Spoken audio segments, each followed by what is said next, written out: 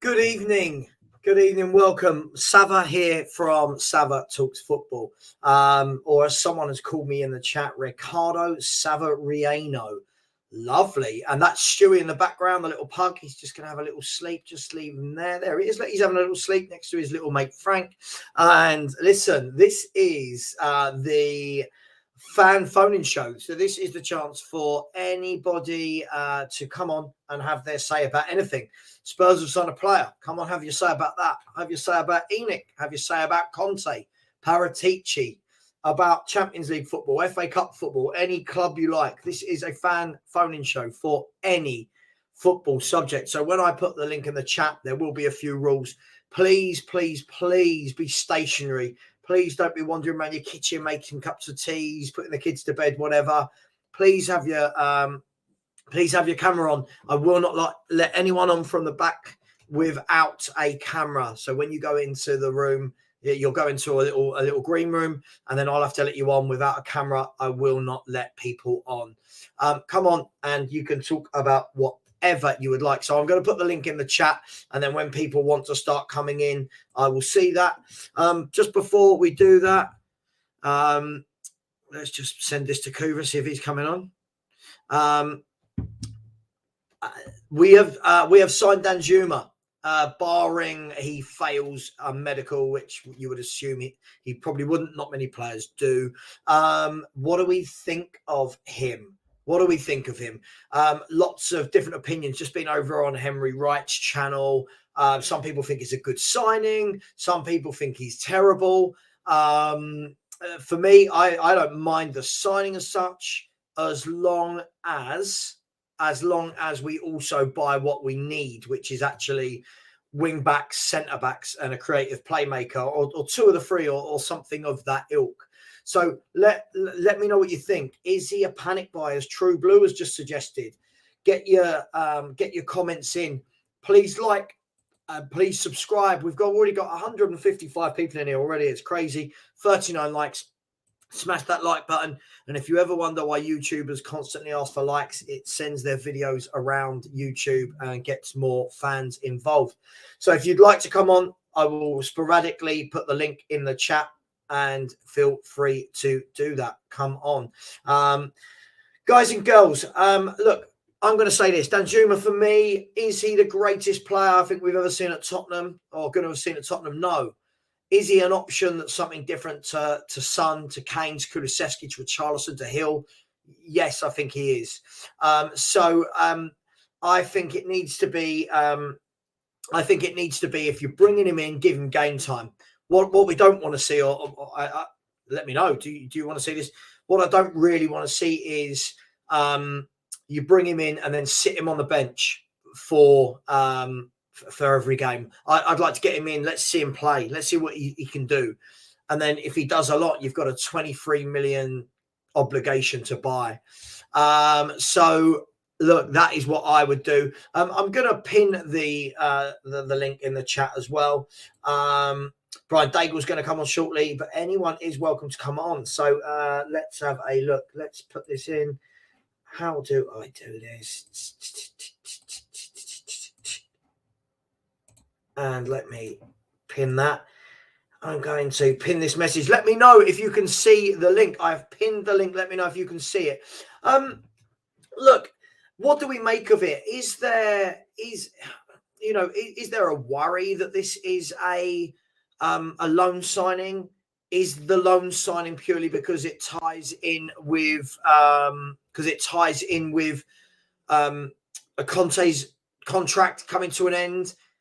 Is it because Daniel Levy's cheap? Is it because both parties wanted to see what each other were about? What do you reckon? Let me know in the comments. There's already a lot of comments going on. We've got people like John Ellishall saying, Savva, we had Bergwijn, who's the same bloody player. Big up, Stefan. I'll get to you in a second, my man. We've got people saying Zaniolo made of glass. And, of course, Zaniolo was the one we wanted first. We put in an offer, according to Damasio, we put in an offer, but it was a loan, and Roma wanted upfront money for him. So, guys and girls, let's go. First of all, Stefan, how are you doing, my man? Are you good? I'm good, Savva. How are you? How's Yeah, everything with you? not too bad, mate. Not too bad. I'm fighting the good fight on YouTube as always, my man. Fighting a good fight, being called the C word a million times, being called a lot worse. But you know what? I'm still standing. I'm still here. I'm still here. So Stefan, talk to me. Talk to me? Whatever you want. Talk to me. This is what it's about. I just wanted. I'm intrigued whether I'm just intrigued how from an Arsenal perspective, because I'm an Arsenal fan. How do you guys view? I know a lot of people are really high on Pedro Porro, but I've read a little bit about him, and he's mainly played right back for Sporting. He's barely played right wing back for them, and he's quite small. And I've also read he's very injury prone. So I don't know. I'm intrigued whether Spurs fans are completely convinced that one, he would suit Conte, and two, whether he would suit the Premier League, because Man City decided that, what was his name, the 18-year-old kid that plays right back for them, because they could have retained him last year, but they didn't. So I'm intrigued whether you guys think that he's the right fit for the club, or maybe the club is choosing maybe to think of a future vision, maybe thinking that whether, even if he doesn't work for the current coach, maybe he could work for someone else. I don't know. I'm just intrigued what you guys think. Well, listen, we've got Corey Boyd, Dan, and Mark Cousins in the chat. Big up to you all. Who wants to take that from a Spurs perspective? What do you guys feel about Pedro Porro? I guess the main thing that's been leveled for the last sort of 2-3 weeks was that, well, he's not a Conte type player, according to a lot of people, and that Conte likes bigger, more physical wing backs. Porro's not that guy. What do you make of it, Mark? Are you thinking that this is a Conte type signing? I'll be honest with you, I've never really seen him play. I'm not really sure who he is. He plays in Portugal, doesn't he? He does, yeah. He plays for Sporting Lisbon, so he played against us in the 2 games we played against them in the Oh, Champions yeah. League. But he was on Man City's books. They let him go, but with I want to say a 15 or 20 million buyback should they choose to get him. So I'm guessing then, if you've not really seen him play, that you probably don't. No, only against us. He did all right in that game, didn't he? Yeah, he did all right. He did all right. Yeah, he did all right. Yeah. He was arguably man of the match.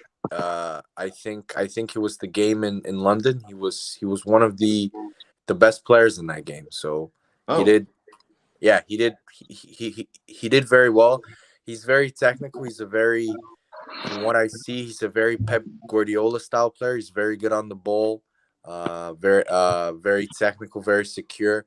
Not the typical right wing backs that you've seen of the old Conte teams, whether it's Denzel Dumfries from Inter, even Victor Moses. He's very different from Moses from Chelsea. So that's why I'm surprised that they're willing to pay his release clause. I think it's a little bit worrying also from another perspective, that if Chelsea are convinced about a player, the way that they hijacked Mudryk from us, that interest has cooled off. Chelsea want the Leon guy now. Yeah, it makes you wonder. Yeah, it makes you wonder as well why Man City think sort of. Well, I know they got like unlimited talent, but if he was really top notch, I mean, surely Man City would have got him on the cheap again. Yeah, it's just activating that release clause. If City are willing to pay money for a player, they kind of let go again. It's only in place to say, if a team from the Premier League, this is my take on it, if a team from the Premier League go, right, we're going to buy him, it's City's way to then get him back and then sell him for more. They're doing the Barcelona, Real Madrid sort of building blocks there with young players, Get them out of the way with, because we've got these two. We've got Kyle Walker and that other young English kid now, City, he's pretty decent. Rico Lewis. Rico, yeah. I mean, technically. I guess that's the point, isn't it, Corey? If you look at Man City, right? Man City right now aren't looking at any particular position in their pitch and going, cool, we're running low on options there, right? I mean, they've now got 2 centre forwards, however many wide men or creative midfielders. They've got centre halves for fun. They've got 2 left backs. They've got about 3 right backs, about 5 centre backs. Do they need to bring anyone else in? They don't. I mean, City's team is pretty well balanced. Oh, sorry, dude. Sorry. Yes, they have their left back. Their second left back, Savva, is Sergio Gomez. I mean, he plays Nathan Ake, who's a center back. Like, the squad depth of City, I think, is a bit not overrated, but I think a bit overstated. I think City with a few injuries, and you could see that when you. I don't think City. The reason why, as an Arsenal fan, I really do believe that we can win this year is I just don't think City are that good of a team this year. I just don't see them playing the same way as they did last year. And I just don't think they have the same cover for the players. I don't think they have cover for Rodri. I don't think Calvin Phillips has been pretty I mean, he's been injured most of the time, but another Darren Anderton. Yeah, he hasn't been a suitable replacement for. I mean, he played in the first half against Southampton, and they lost. He was awful. So it's not like they I think they're over reliant on him, just like we're over reliant on Partey. If Partey gets injured, that will be a huge problem for us. So I actually think Arsenal, especially in defense, have much better depth than City, but. I mean, that's just my opinion. Stefan, you're going to be the second Arsenal fan that's come on in the last 24 hours and just said, I mean, you've got in no way, shape or form better depth anywhere on the pitch than Man City. Defensively. I said defensively. Yeah, I know. And as I said, nowhere on the pitch. Right. We have, tell me 2 better defenders that they have than Gabriel and Saliba. I could give you 3 or 4 better they've got than Gabriel. Who's better than Gabriel or Saliba on the Man City team? Hang on. First of all, I think Saliba's an excellent player, by the way. I think Saliba's excellent, but bearing in mind he's had 20-odd games, right? Okay. Right. Over the years, when you look at guys, please, if you're moving around, can you put yourselves on mute because it's so noisy? There's so much noise. Man City have got Laporte, Diaz, Stones, and Akanji, who all play centre half. And if that fails, they've got Nathan Ake, who is a very good centre half. Okay, I mean, I think all of them are better than Gabriel for sure. What? Ake is better than Gabriel, and Stones is better than Gabriel. I would take Stones over Gabriel. Yeah, I would. I don't know what's everyone else on the panel think. Stones can't defend. I'll take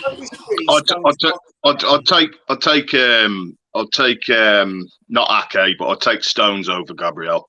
I wouldn't take Ake over Gabriel. Gabriel's a much better player than Ake is. I'm not sure, I think Ake's a solid Premier League defender. I don't see him do a lot wrong. This just shows how underrated Gabriel is. Gabriel has been so good for Arsenal, guys. This season he has. He's been in the last 2 or 3 months. Everybody praises Saliba. I would argue in the last 2-3 months, if you watch Arsenal, especially after the World Cup, he's been arguably our best player. Yeah. What I would say is that Gabriel wasn't playing as good as he was before Saliba come in. Yeah, he wasn't. When Saliba come in, they formed a good partnership, and that's when Gabriel started to play much better than what he was, in my opinion. Yeah. Listen. I don't mind Gabriel, but I'm not picking him over any of City's centre halves. I'm sorry. Listen. I think what we do is we take I say this a lot, so sorry if you guys hear me say this. I think we take a small amount of time and a small amount of form, and then start elevating players above players that have done it for years and years and years. Yeah. And I've seen. I mean, John Stones was so good. Was it last year or the year before that he broke up the Diaz-Laporte partnership? He went in and was not dropped. There's a reason why Gareth Southgate plays with 3 at the back, Savva. If John Stones was so good, he would not play with 3 at the back. That's all I'm going to say. Every time John Stones plays against the big team, he gets rinsed. He got rinsed against Real Madrid. He got every time. He's not a good defender. Yeah, sorry. He plays 3 at the back, Southgate, because he wants to fit Maguire. And when Maguire's in there, he needs 2 central defenders to cover him. So that's why Stones is in a back 3. Yeah. I just think Stones is a better football player than a defender, in my opinion. He's really good. I'd agree with that. I'd agree with that. Yeah, I think it's harsh when you've seen a guy that's gone in, played in a 2 in a team that comfortably won the league, and broke up the Diaz-Laporte partnership. I don't know how we can sit here and say that he can't defend. I think, listen, each to their own. But you have not got more depth in defence than Man City in any way, shape, or form. Well, Savva, I don't think. I agree there. I mean, okay. I don't think most teams have got the depth that City have got.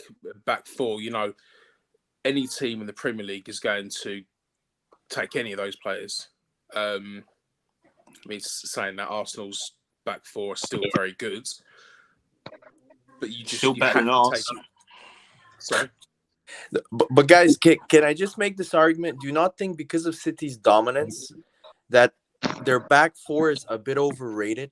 Because of the fact that when their back 4 actually has to defend, because that's a rarity, I know, because they're such a good team. They're not. Ruben Diaz, for example, 1-on-1 and John Stones 1-on-1 are not very good. When players start running at them, they're not the best defenders. That's why I rate Saliba and Gabriel. The way Rashford played against us on the weekend, if it wasn't for Tomiyasu coming on this in the second, Ben White is a great example. I love Ben White as a player, but as a pure defender, he's not as good as Saliba or Gabriel or Tomiyasu. Tomiyasu came in the second half and completely clamped him down. In the second half, Rashford did nothing. But Stefan, the thing is, we can counter that argument because if you remember a couple of years ago, the problem with Man City, if you remember, they were leaking goals left, right, and centre. They went out in January and bought Diaz, and all of a sudden their defence didn't let in goals anymore. So what I don't understand how a team that's won the league 4 out of 5 and all of a sudden all their defenders aren't good at defending.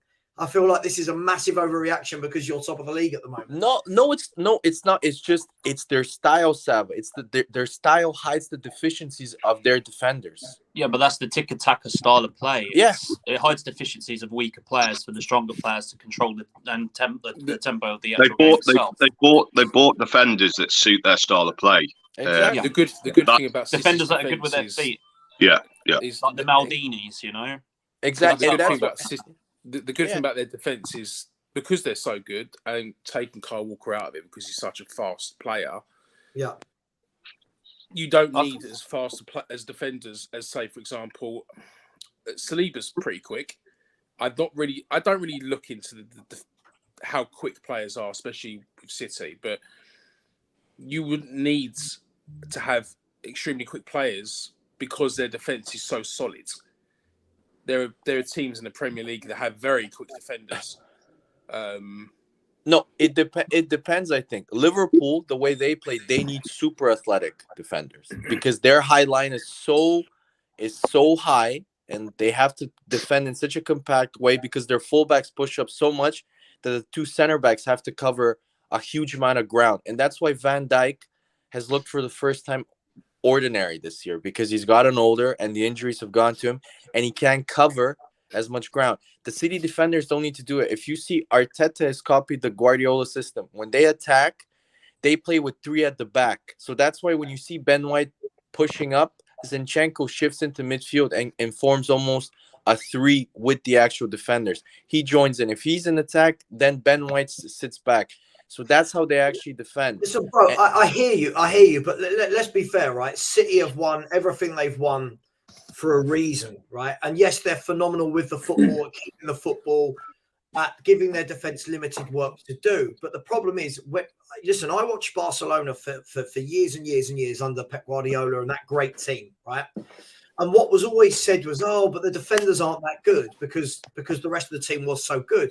What that actually means is it's more difficult because when because Man City play with 7 players in the other team's half, because that Barcelona team played with 7 players in that half, it means that the moment the other team counterattacks, they are under the cosh and they've got less players to defend with, right? So you're going to see people like John Stones and that. It's going to be difficult for them with one-on-one situations because it all happens so quickly. But I think that's the same of any defender in world football. Yeah, true. You're completely right, Sal, but there's a difference. I think that's the main reason.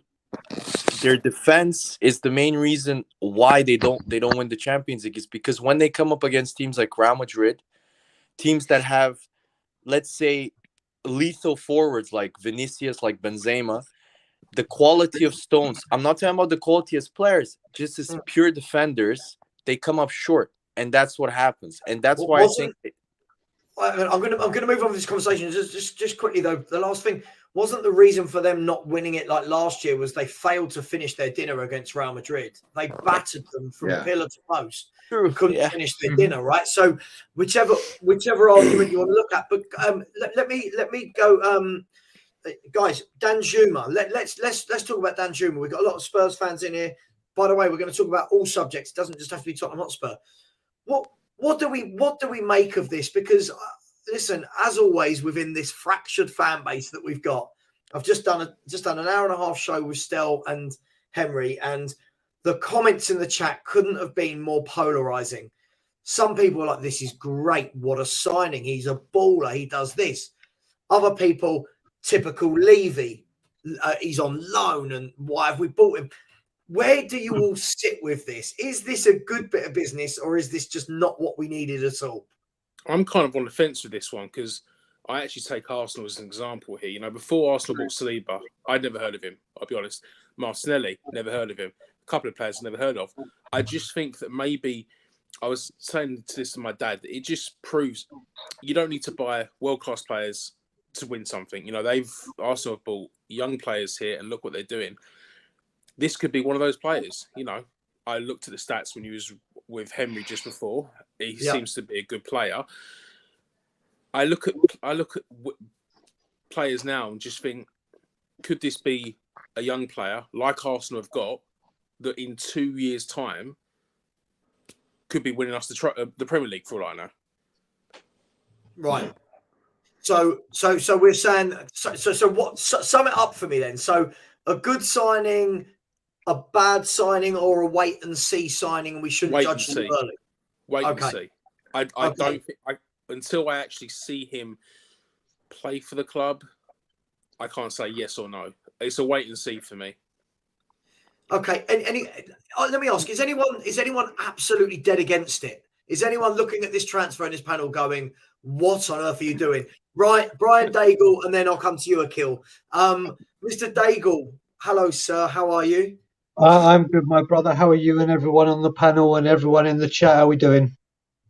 Excellent. I've only been called to see you next Tuesday twice so far in the last 2 hours. Not bad for you. Not bad for you. You've been going, what, half an hour? That's not bad. Yeah, about an hour. Yeah, it's not bad. One every 30 minutes. Why is this a bad signing, Brian Daigle? Tell us all why. Because I've likened it to, we are a pack of hyenas begging for scraps.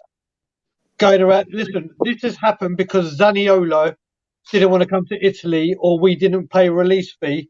So let's go around and sniff around who we can get on a cheap loan deal. Listen, he may turn out to be a good player. I can guarantee you this wasn't Conte or Paratici going, let's target this one, let's go for this one, let's get this one. And if this guy was available on loan and it was so vital to what we were going to do, why is it taken till day 24? Why is it taken till day 24? Here we are. We need defenders. We need a right wing back. Instead of going and getting a cheap deal done, focus on stopping creeping, stop softening Sporting Lisbon, stop verbally agreeing to discuss tomorrow, stop potentially registering interest, and get the players in that we desperately need. Do we need creativity? Yes, but we need, I said it all window, and Ben Kaufman, my brother, has just said it as well. Defenders, we need defenders. Let's go and hijack Everton This is a guy who failed at Bournemouth.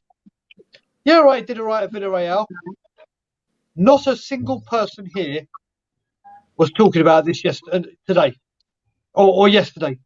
And all of a sudden, does that make here, it bad though, Brian? The fact that I'm just playing devil's advocate. Yeah, no, I know you are, Savva. Savva, he could turn out to be Kulusevski. He could turn out to be a raging success like Kulusevski. And if he does, fair play.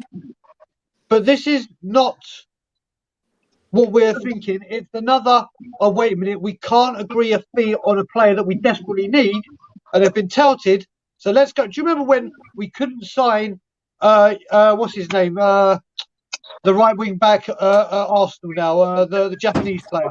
Tomiyasu. We couldn't sign Tomiyasu because he was at the Olympics and it was hard. But within a couple of days, let's sign Brian Hill, who's at the Olympics, and that was very easy.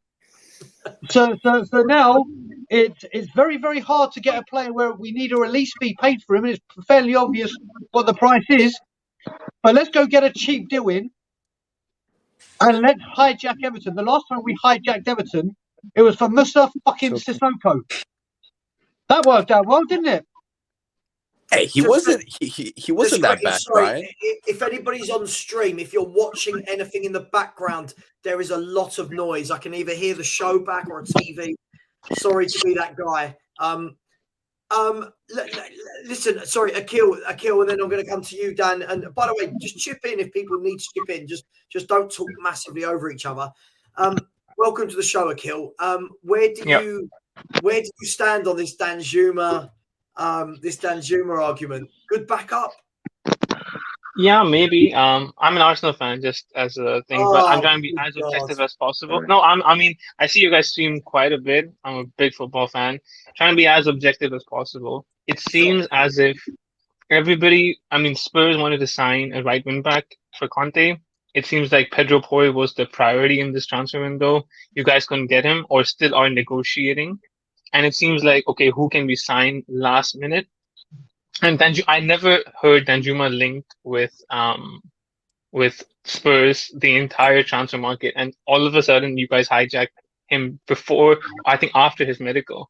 Mm-hmm. So it seems like it was sort of like a panic buy almost to see, okay, if we can't get Pedro Porro over the line to keep the fans happy, let's sign somebody. In terms of the player, I've seen him at Villarreal in the Champions League quite a bit, or in the Europa League more or less.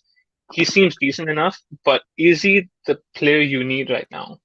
Mm-hmm. I mean, don't you need somebody in the back line more of a cover or more to replace Royal or, Doherty? But it seems as if this is just like one of those keep the fans happy, so we just paper over the cracks and move on to the next transfer window kind of signing. That's what I feel. Okay, so anyone in the chat that really, really likes it as a signing, and if you're not that way, just you don't have to say. But does anyone think it's a really good signing for Tottenham?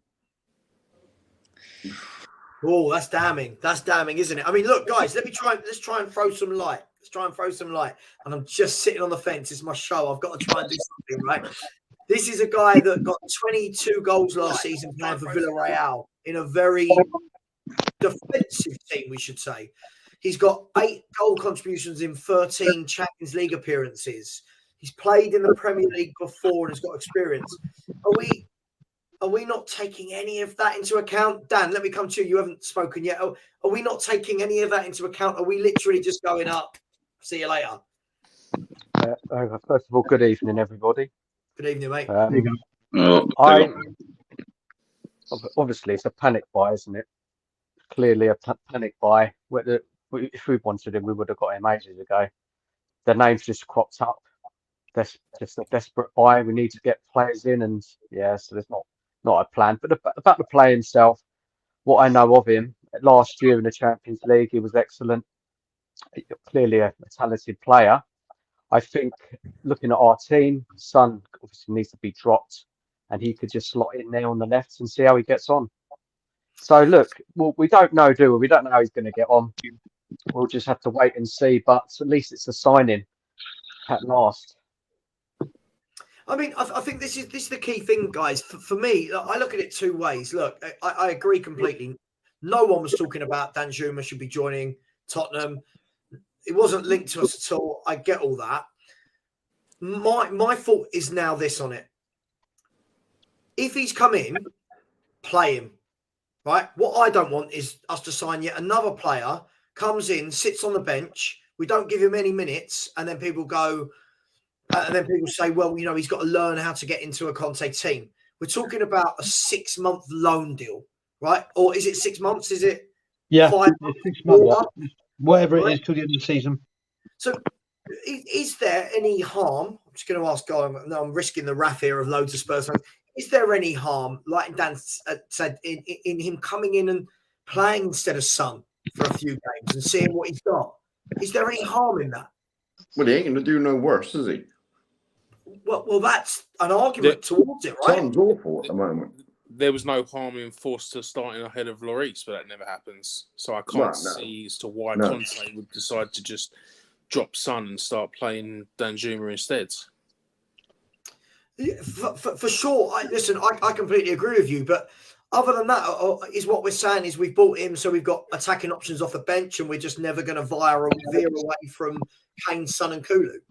I think what you got to shut remember, the fans up. So, what you got to remember with this as well, and this is what's annoying me with this transfer is this is apparently meant to be because Moro's going out this month. So it's okay. So we bought another backup that is going to play backup to Kulusevski, backup to Son, backup to Richarlison. I want a player to come in and walk into that first team. And let's face it, it's not going to be hard to walk into that first team. Let's face it right now. Once again, it's let's get some filler. Let's get some filler, not first team. Right. Options, which is the bit that's really, really frustrating me.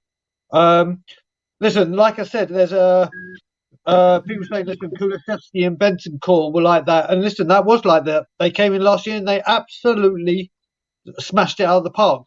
Doesn't mean it's going to happen this time.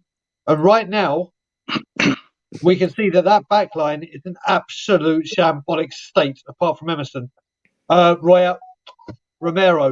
I always do that with Emerson and Romero. I don't know why. But Romero. Someone's got a crush on him. I don't know why I do that, but I do tend to do it. And we need someone to walk in and go, right, that's the left centre-back sorted out. That's the centre-back sorted out. Not, okay, this is an option if Lucas Moura goes. That's Lucas Moura's replacement. Yeah. It's an interesting one. I mean, Alex, let me bring you in. Is it Alex or Alexander, or are you Precious? No, just Alex.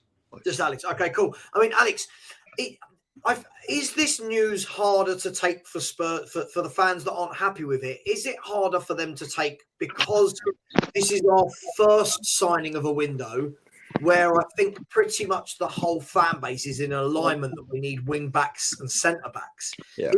Would this be easier if we'd signed a wing back and a centre back and you're saying, okay, I get this now, he's going to replace Moura?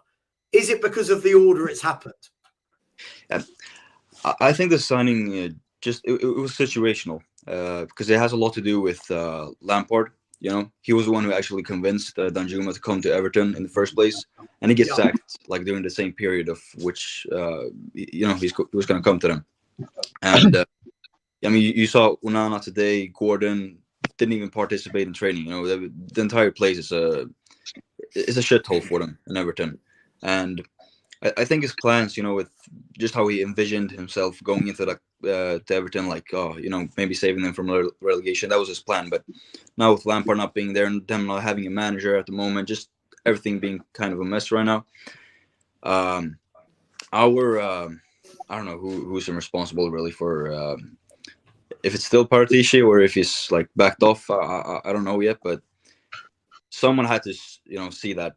He was skeptical about that, and then, he wasn't going to say no because he initially sent this agent to London, to get him back to the Premier League. Because things aren't looking good for him right now in Villarreal. So I think just us signing him was situational, but as you're saying, signing a centre back first in this window in which we're in the most need of a wing back, Porro, would be, nicer for the fans to like.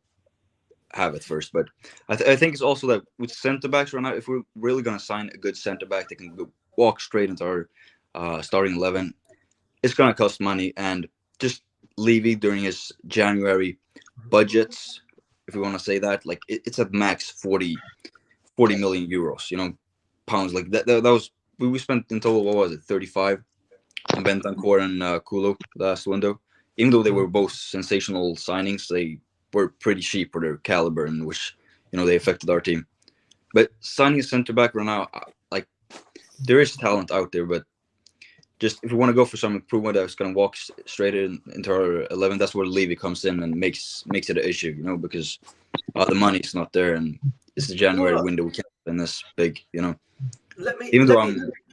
Sorry, just quickly. Sorry, I want to bring up a few points for everyone to discuss. So, look, it is a clearly split fan base, right? So, if we look in the chats, it's clearly very split, and there's lots of good points going on in here, right? So, you've got some comments saying, "Okay, Savva, does he move us forward?" Right? We'll come to these in a minute. Trossard, we would have been happy with that, right? Weren't you guys saying the exact same thing about Kulusevski 1 year ago? Now, I don't know who that's aimed at, because, there seems to be this thing that no one knew who Kulusevski was, when I think anyone who watched football outside the Premier League knew who Dejan Kulusevski was. But look, there's lots and lots of different comments here that are varying. 31 league goals conceded, go and get a winger. Guys, if we don't sign a centre-half, does this guy stand a chance from the beginning? Because isn't he just going to be attached to, well, that's what you ended up with? Yeah, definitely. I think last season we showed we could defend. Yeah, so I think Conte's thinking that he can get them back going again. I think that's the only hope that last season we did, and it was the same players. So he's thinking, and I don't know if his press conference yesterday, he was kind of saying, look, we're all getting on board now. We've had this meeting. I think it looks like it's more the hope than anything. But there is evidence there that we can defend as a team. And look, we just have to hope it does. We do, because we're not getting a centre back in. There's no noise about getting a centre back. So look, we'll see. Just quickly, sorry, I'm just going to quickly. I mean, I said something about Son in the last show that I think a lot of people really didn't like. And somebody's come in with that's a $40 super chat. That's $40 to tell me to please love our Sonny a lot. Maybe I should be meaner about other players. Who else? There's the money. Listen, thank you. That was very generous, whoever you are. Thank you so much. I really appreciate that. Thank you very much. But guys, should he start over Heung-min's son? Yes. He's here now. Yeah. Should he start over Heung-min's son?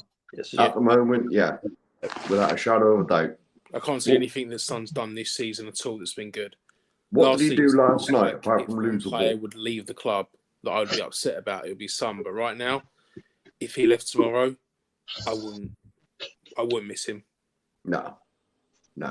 He's one of Conte's favourites, though, isn't he? He's one of his favourites. Son and Lloris. He's one of the favourites. So I don't think he will drop him. I don't know. I don't know what it's going to take. Sometimes I think managers don't have balls. I mean, just because Son, Kane, Lloris are so kind of high up in the team, it doesn't hurt to drop them once in a while. If they're not playing well, you drop them for one game. Like you said, Savva, you drop Lloris for one game. If Foster doesn't play well, done. You go back to Lloris. But how would you know until you've done it? You get in the team on merit.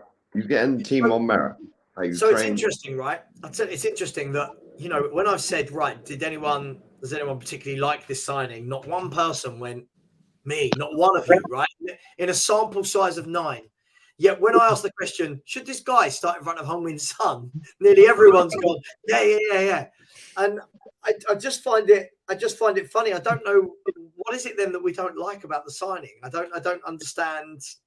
I think it's I would take Brian Hill over Son right now. I would take Richarlison over Son right now.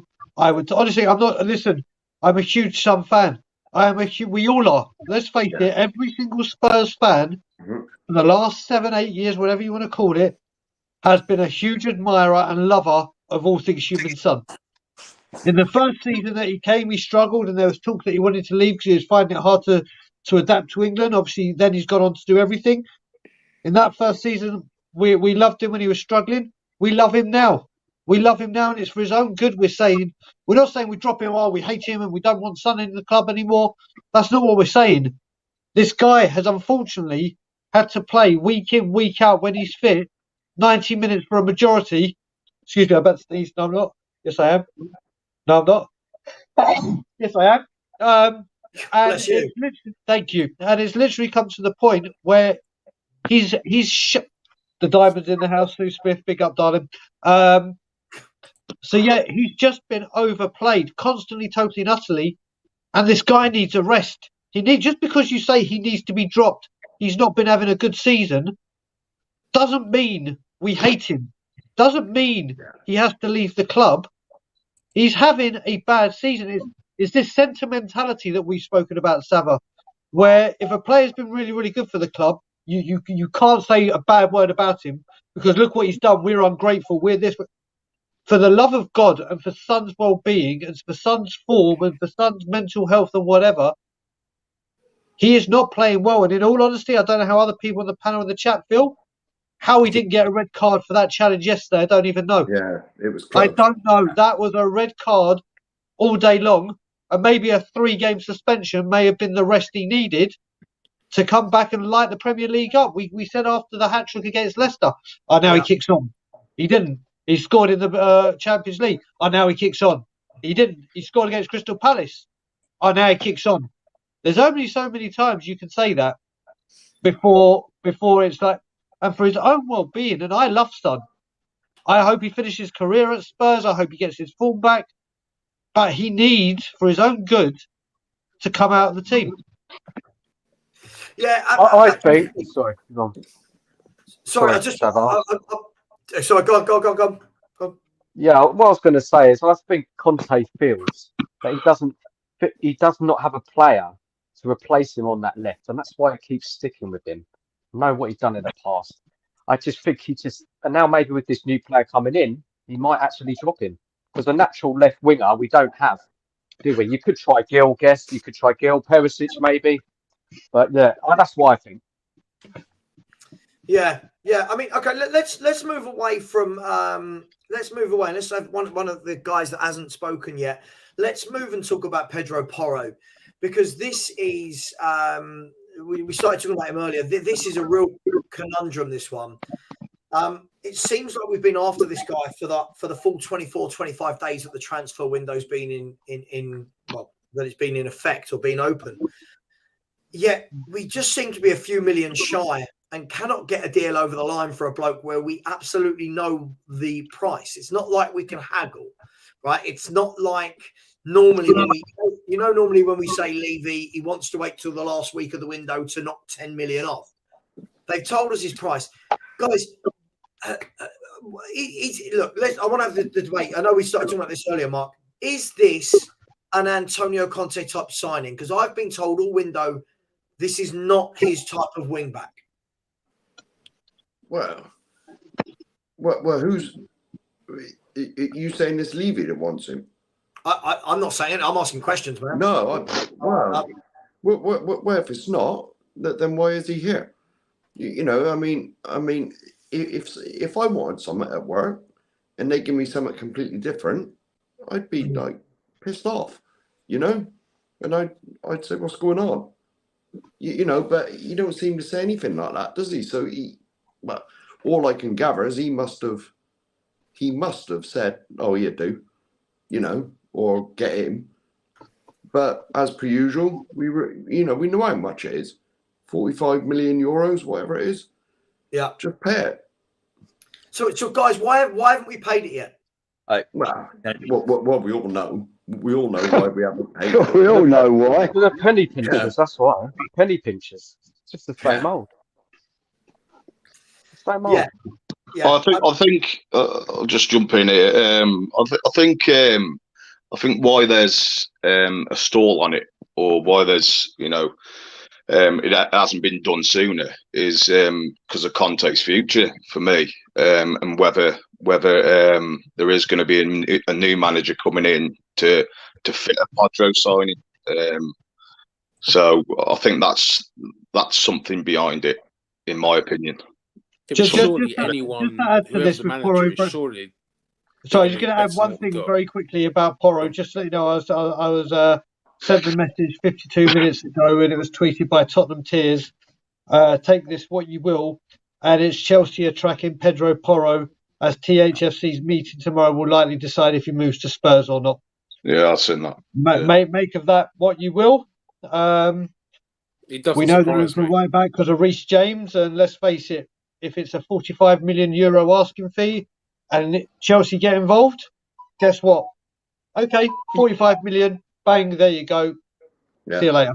They do need him as well at the minute. That sort of makes sense because obviously Reece James is injured at the minute as well, along with all the other injuries they've got. So I think they would just splash the cash and just get him in, just to piss us off as well.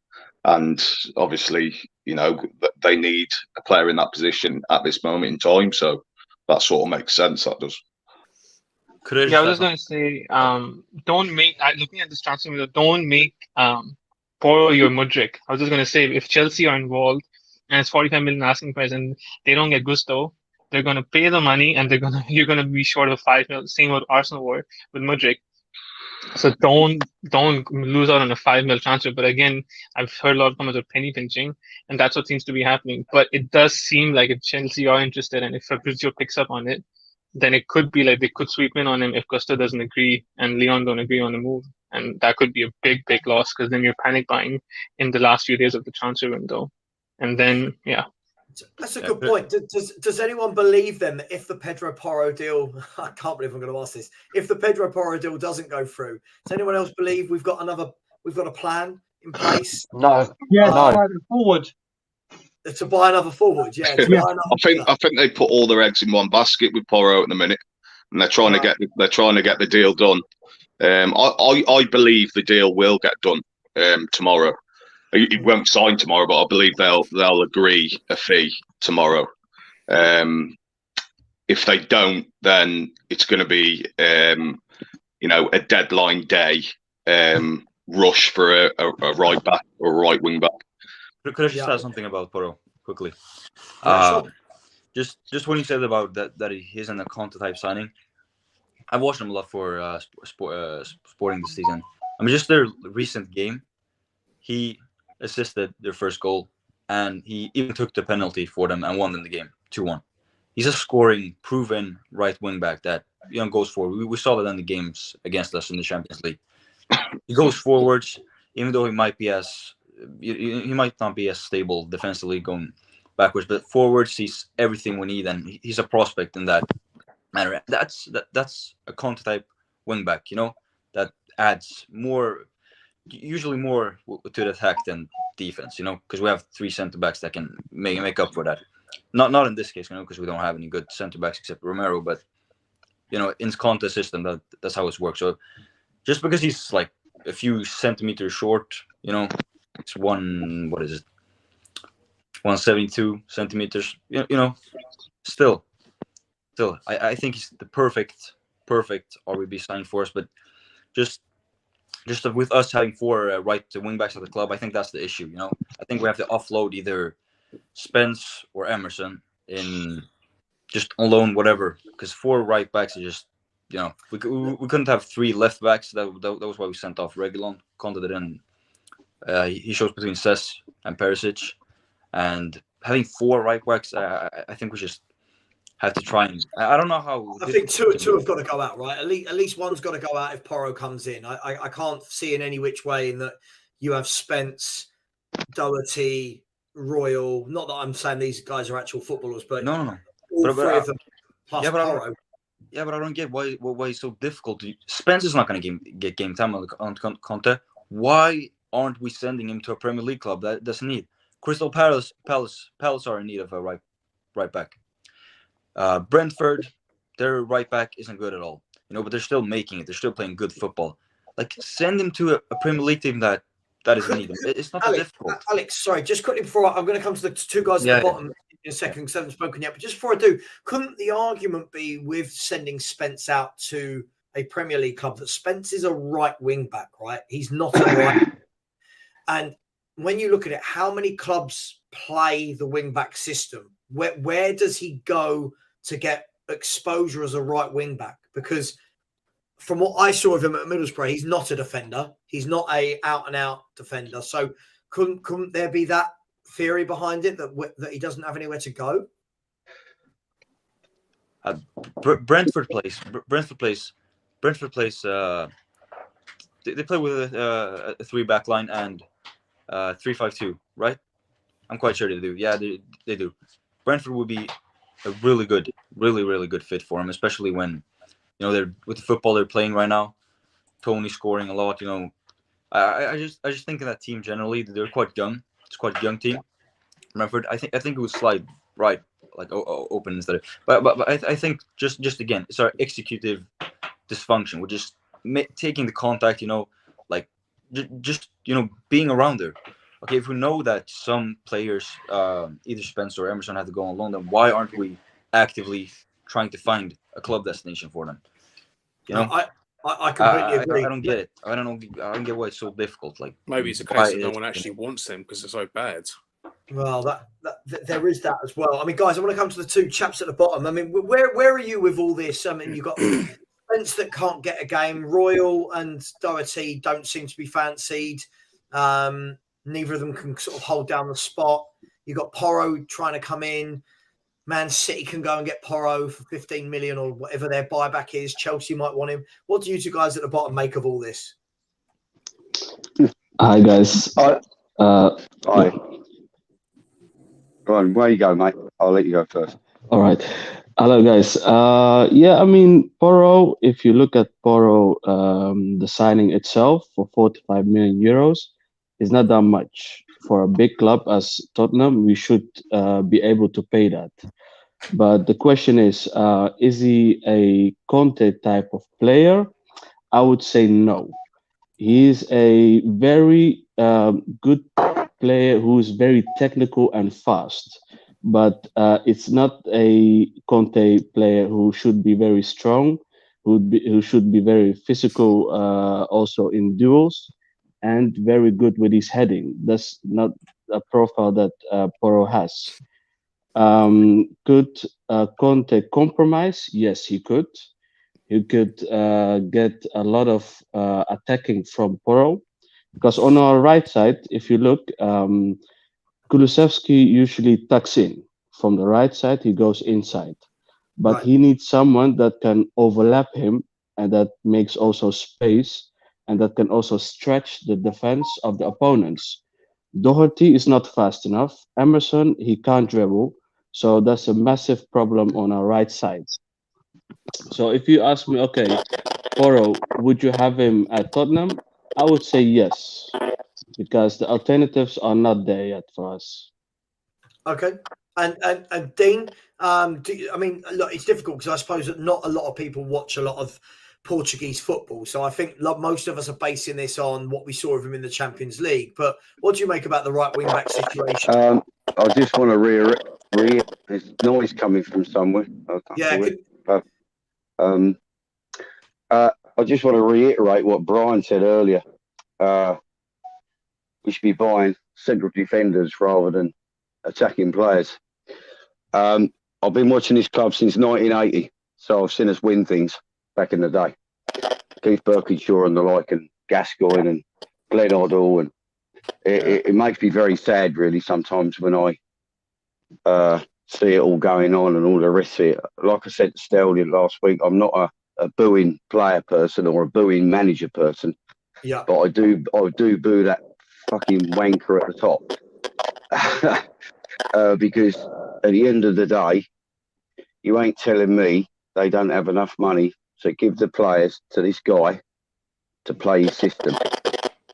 And to reiterate that, how tight he is, let me just tell you that today, I was in a little Tesco shop in Billericay where I work, and I got obviously a club badge on me coat, and the lady in there said to me, "Oh, I bet you're not very happy at the moment, are you?" I went, Yeah, well, I suppose you could say that.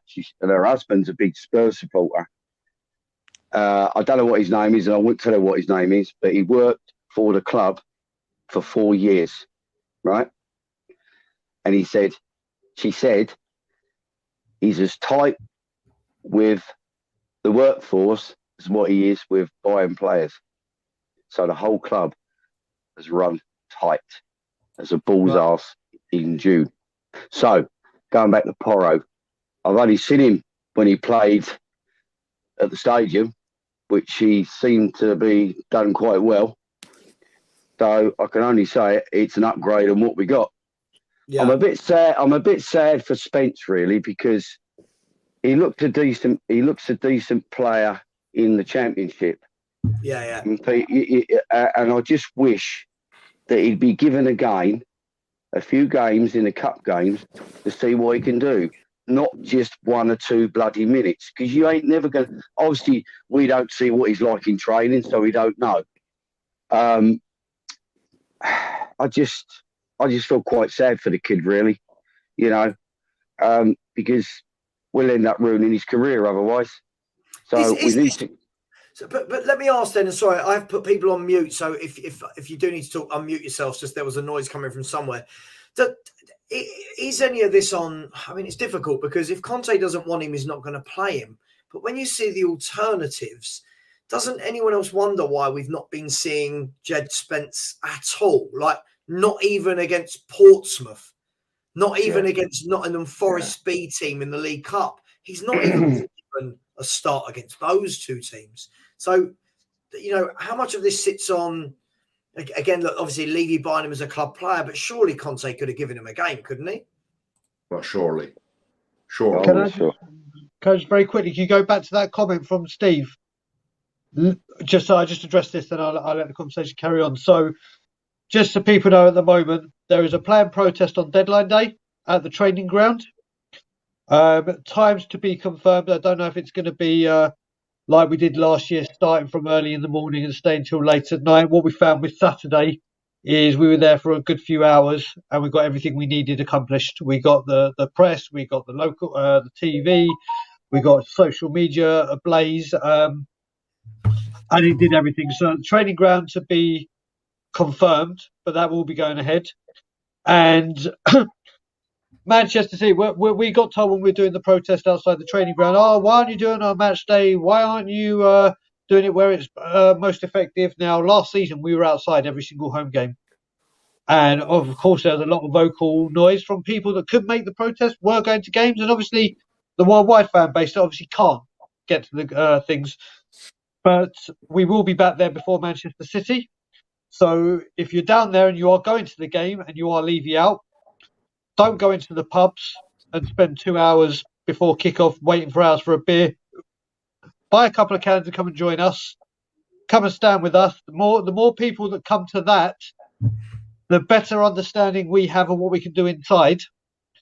Because it's all well and good us planning a walk in, a walk out, a sit in, or whatever, which is planned. We just don't know which one we're going to be doing at Man City. The numbers will tell when we're outside the opposite the club shop. So that will be going on, and probably every home game as well. So if you are Levy out, if you have wanted to protest, if you have wanted to join us, rather than going to the goal line bar or one of the bars within the stadium and spending money, rather than getting your food in there, come and stand with us, whether it be for 10 minutes, whether it be for half an hour, whether it be for as long as we're there. Again, this ties to be confirmed when we're going to be starting the City game.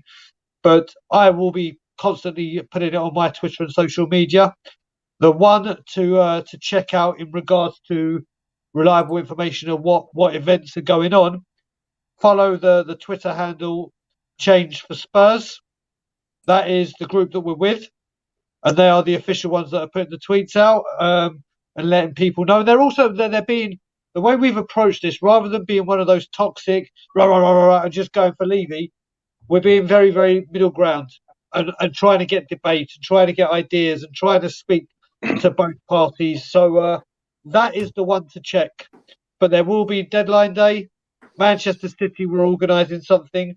And then obviously moving forward, there'll be other things, but they're the two next big ones planned. Yeah. I'm there for the City game, Brian. So We'll be there, brother. I'll take a trip over at some point, mate. Thanks, Brian. Just quickly, just before we go to the next subject, first and foremost, a few things to go through. So Mbappe James, big up yourself. He's always in here. Good support of the channel. Has said you need a centre back. Why don't you take Maguire on loan? We'll answer this in a minute, guys. Before all your expressions tell me what I already know. And there is also a super chat from my man Rooksy Pop who said Danjuma is a good signing. My Spurs friends are telling me that he's a baller and Trossard is useless. They're both good. Look, I suppose there's always going to be an element of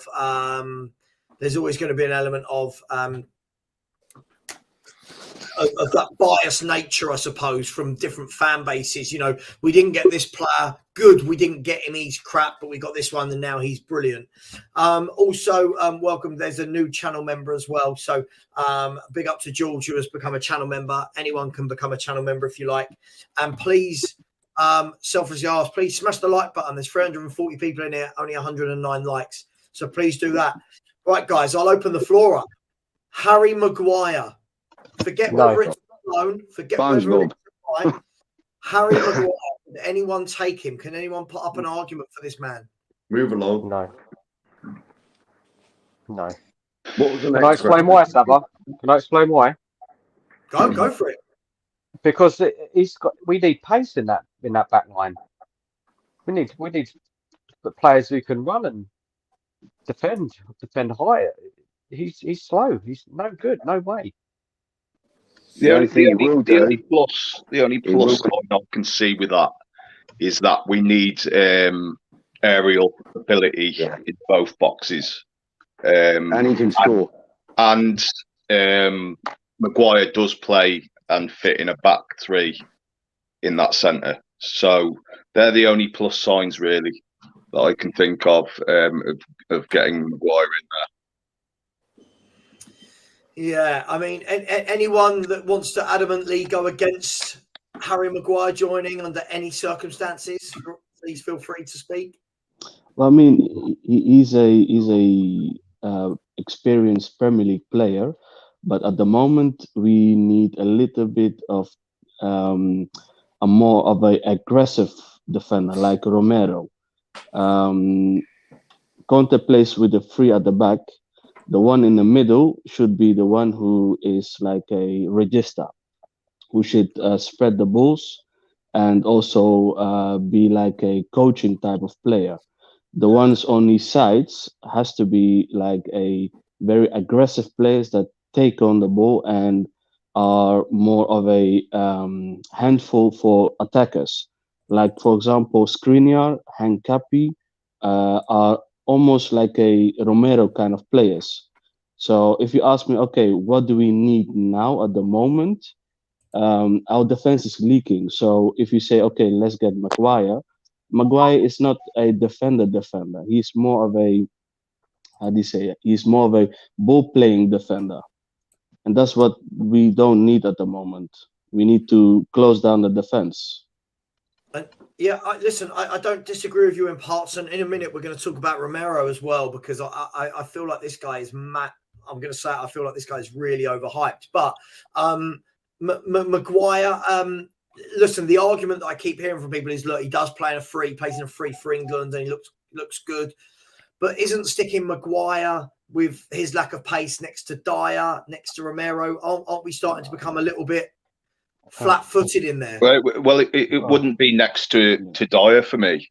It would be to replace Dyer. If it were next to Davis. Say again, sorry. So next to Davis. Next to a Longley or a replacement centre back that we would get either in January or in the summer. I'd be inclined to wait if it was the right centre back coming in the summer. If it was a Skriniar where we got a pre-agreement with Skriniar coming in next summer, then I would be inclined to wait on that. But it would have to be someone of his quality coming in. Would a Skriniar come to Tottenham? I keep seeing a lot of people now saying, "Get Skriniar, get Skriniar." He's not signing a new deal at Inter Milan. Is there enough draw, other than the fact that he's played for Conte? Is there enough pull? I'm just asking for him to join Tottenham Hotspur. Does anyone truly believe he was if Conte goes, mate, he ain't coming here. Yeah, I agree with that. I think Conte, if he were to stay, then that would be the only pull for Skriniar to come to our club. I'm a massive fan of Skriniar. I think he would fit perfectly in replacement for Dyer, and he is a leader, which we are lacking in this team. Looks like Dyer too. I think that's one of the main things in this team that we do miss, is a leader in that back line. Yeah, you don't have goalkeepers as captains either. You want someone who need a centre back. Yeah, I've never been a big fan of a goalkeeper or a striker being centre back. It would have to be a centre back for me. Yeah, if he wants to win stuff, definitely not. If he wants to win anything, he certainly won't come here. So no one is putting any stock in the fact that he's played for Conte before, anything like that. I'm clutching at straws here. No. Savva, I know this is like a football phone. Can I just give you a few bits of information that obviously has happened in the last little bit? Apparently now Everton are reportedly, Mashiri has put them up for sale. They are up for sale officially. Harry Kane, who apparently a while ago was open to new contracts. Sky have just said Bayern have slim chances of signing Kane. So 1 minute he's signing the contract, the next minute Bayern is getting mentioned again. Just now, Liverpool's big problem, midfield.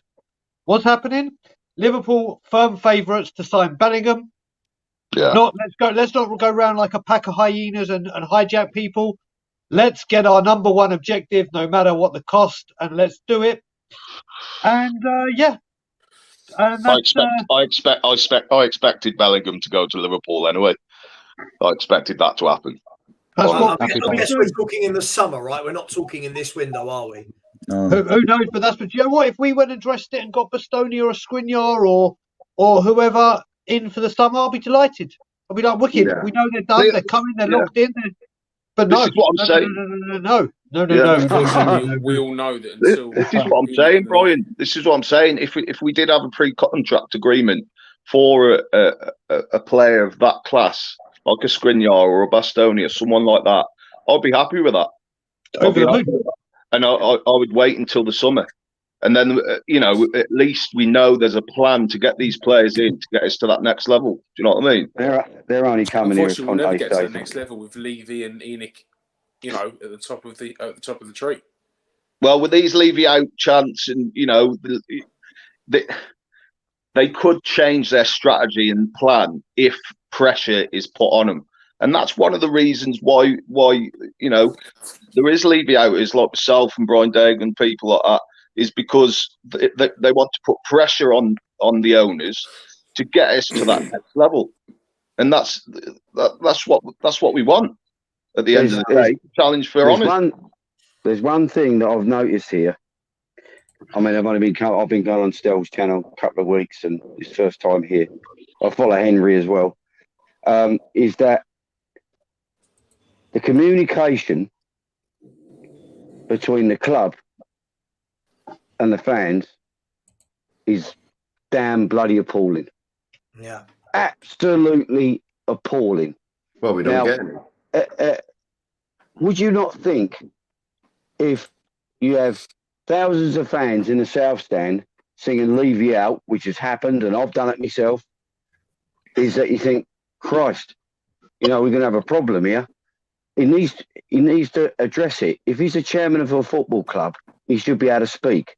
If you're a director of a company, you should be able to speak. It's as simple as that. Don't forget, if you ain't got fans, you ain't got no fucking football club. I don't give a shit whether they're playing American football or having a boxing match on there, because we never see none of that money, do we? Yeah. Part of that money that is done for all these events should be put back into the team. It's as simple as that. 20%, 10%, whatever. Well, that's what was promised, wasn't it? Was that what was promised? I think What happened to the with fifth? with all the protests we could do, all the chanting we could do, even if no one went to the games, I don't think it would change his mind. He's too proud of himself that nothing's going to change. What about the old man? What about the old man who's sitting on a boat? What about his kids? Or he's got a daughter, hasn't he? Has he got a daughter? He's got a daughter and a son, Joe Lewis. Right. So do they have any interest in the club? Vivian, yes. Vivian, right. Big time. Right. So do you think, Brian, in the future, if they don't sell up, because he's getting on very much in years, isn't he? And I don't wish anybody to die because that's a bad thing to say. When he passes, do you think the club will get passed down to the kids?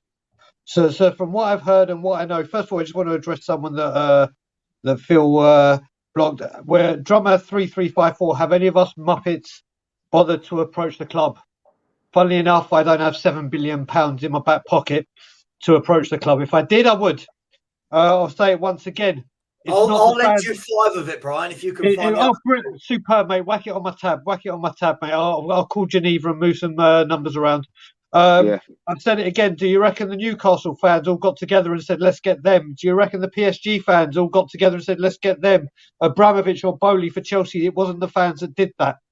It's not the fans' responsibility to go find the buyers. It's the fans' responsibility if they so choose, if they are not happy with what they're paying for or what they're being forced to pay, to have their say. And that's what we're doing. But getting back to the question, from what I've heard, Vivian can't stand Levy and wants, like, she is very, very passionate about Spurs. And if she got her hands on the club, there would be certain change she's prepared to spend on Spurs. Joe Lewis does not speak to his son at all. And there's huge falling out over what's happened in Argentina. If people want to do their research and see what we do or Joe Lewis did in Argentina, and then say that our money is clean and E-Nick squeaky clean, go check that out. Vivian really is not a fan of Levy and would have Levy out within seconds if she got it. But it's whether she gets it or not. It's whether. Who would they give it to, Brian? Because it would only ever go to a family member, wouldn't it? Or they'd sell it. Yeah, I think there's a certain person that's putting his oar in there. From what I've heard, Yeah, but he's got to have them. He'd have to have enough money to buy it outright, and I don't suppose he's got that sort of money. We'll have to. Brian, I've got a question for you, Brian. I've got a question. What's your prediction? What's going to happen in the next 5 years with this club? Are we going to sell? Are they going to leave? What's your prediction? I pray to God. They sell. Listen, for me, like I've always said, and everyone that's known me from when I've been on YouTube, people that have known me personally before YouTube and everything, I've been like this for 15 years, but I thought it was just, or not just me, but myself speaking like this, and then obviously YouTube and this community and the group I proudly stand with. Until there are no airs in my lungs and others, we don't stop till Levy out. Is Levy gone? I just don't know how long this is going to take. I'm not one of these people that think, yeah, we're protesting, yeah, we're singing. He's going to get really scared and sell in January. We don't think that. We don't think that. This is going to be a long, hard fight. It's going to be listen, until he puts it up for sale, people going, who's going to buy it? When Chelsea went up for sale and everyone thought, who's going to take over Abramovich? So many people came out the woodwork. Yeah, they did. So many people. Yeah. All those people that failed, all the people that maybe go for Liverpool United that may fail, could easily say, oh, do you know what? Tottenham are unattractive. We have all the infrastructure. A chairman comes in to Newcastle, they need infrastructure on their training ground. Liverpool, Manchester United is Old Trafford, the infrastructure is falling apart. They come into Tottenham and everything's there. It's like, okay, let's attack the footballing side of this. I'm hoping within 5 years this could be done. I mean, we hear this talk of QSI, whether it's true, whether it's legit, whether it's a minority, and then it becomes a takeover. Who knows? I pray that within 5 years, he's gone. He's gone. I pray in 3 years. I pray in 1 year. I pray in 6 months. But it's not down to Levy whether they sell it or not, is it? It's not down to Levy. It's down to Lewis, isn't it? But mainly, yeah. Yeah, well, he's only got 30% of the shares, so he would have no shareholder, don't they? So I pray to God, Brian. I pray to God, right? Yeah, like I've seen one good chairman at this football club, and that was Richardson, right? Who looked after Birkinshaw when we had a proper defence, proper team, won cups, blah blah blah. I remember that. I remember that. Here, listen. I went to the games. I went to the finals. Excuse me. And to the UEFA Cup final. I loved it. Listen, once a senior, you still keep going, yeah? Support the club. Yeah. And I just hope that he's handed down to that daughter. If she's got that much passion for the club, like you're saying, I pray to God it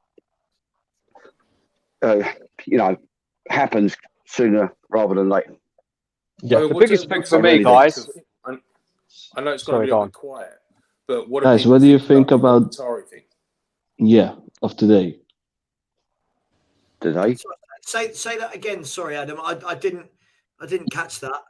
Yeah, I know it's gone a little bit quiet the past couple of weeks, but what do people think of the investment portion of this whole Qatari thing? Not that it might not happen now, but surely if that did go ahead, it's better than nothing.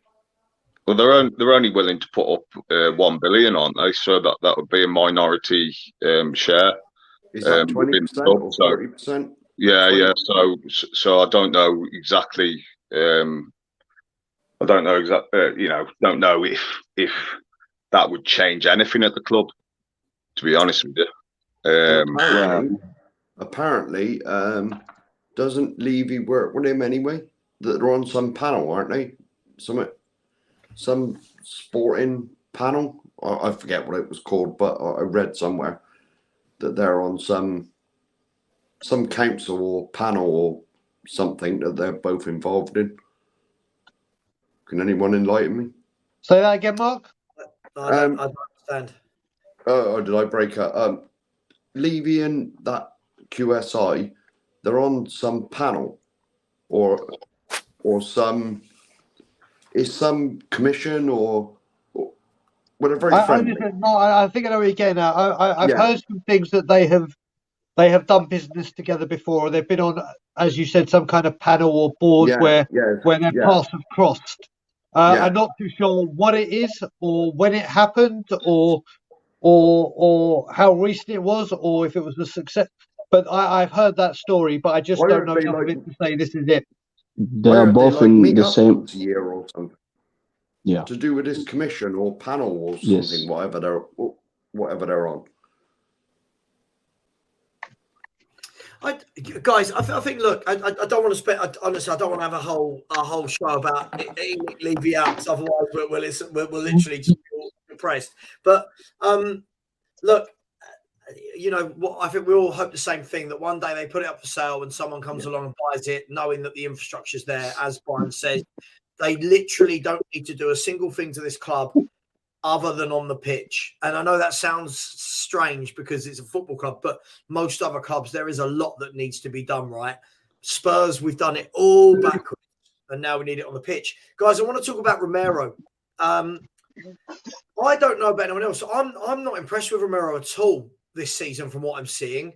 I feel like he looks every game to me like an accident waiting to happen.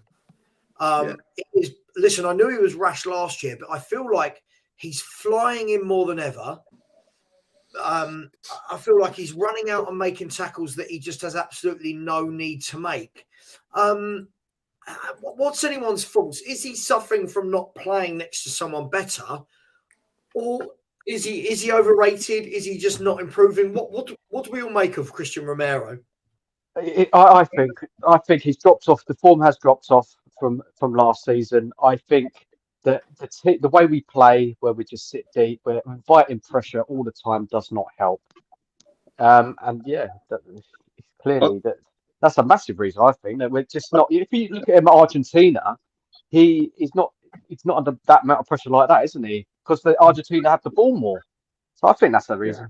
Yeah, I think so. I think he is still young as a defender. I think he's still raw. and I fully believe we have better centre backs in there with him. His performances would be better. But yeah, I'll say again, he is a young defender, so he is going to have flaws in his game at the moment because he's not very experienced at the moment. So I think there's a lot of room for improvement there, and I do think there is signs of a good defender in there. I think he's a bit of a throwback sometimes because I do like him laying one on people. I absolutely love it. Yeah. And if he'd have put one on Xhaka the other week, mate, you've got to have at least one of them types of defenders in there, haven't you? In the back line. You can't get away with that these days. No, I'm going to disagree. The problem with having a throwback for me, guys, is listen, I loved it, right? And look, the game's changed, didn't it? I remember when I first started going to football, centre halves, they were ruthless, right? So like when people say to me now that the standard of players is better and stuff like that. Listen, back in the day, some of these centre halves would have snapped players' legs for fun, but I just don't know whether in this day and age it works because Romero's literally. Did I see yesterday that is it 5 games in a row or 4 games in a row? He's got a yellow card. Yeah, he just rushes out and smashes people. And whilst I love the passion, I do feel that it's just really senseless. And I don't know. I don't know. There's just something about him for me which screams panic. I do think that some of the players are pansies, though.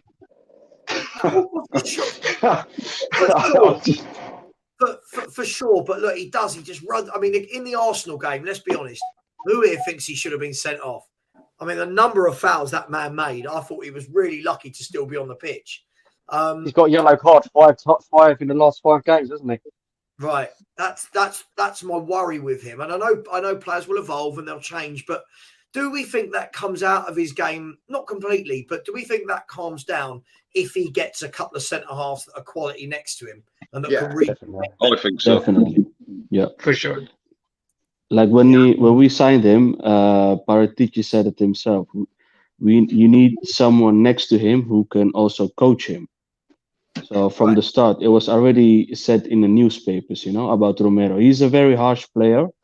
He plays with his heart, like he did in World Cup. And sometimes you can get yellow cards. And at the moment, there's a lot of yellow cards he's getting. And it seems like the play of the Premier League is going too fast for him at the moment. He's not that a player who's very concentrated in games. That's what also Conte said multiple times in his press conference. So I think that's what he needs to work on.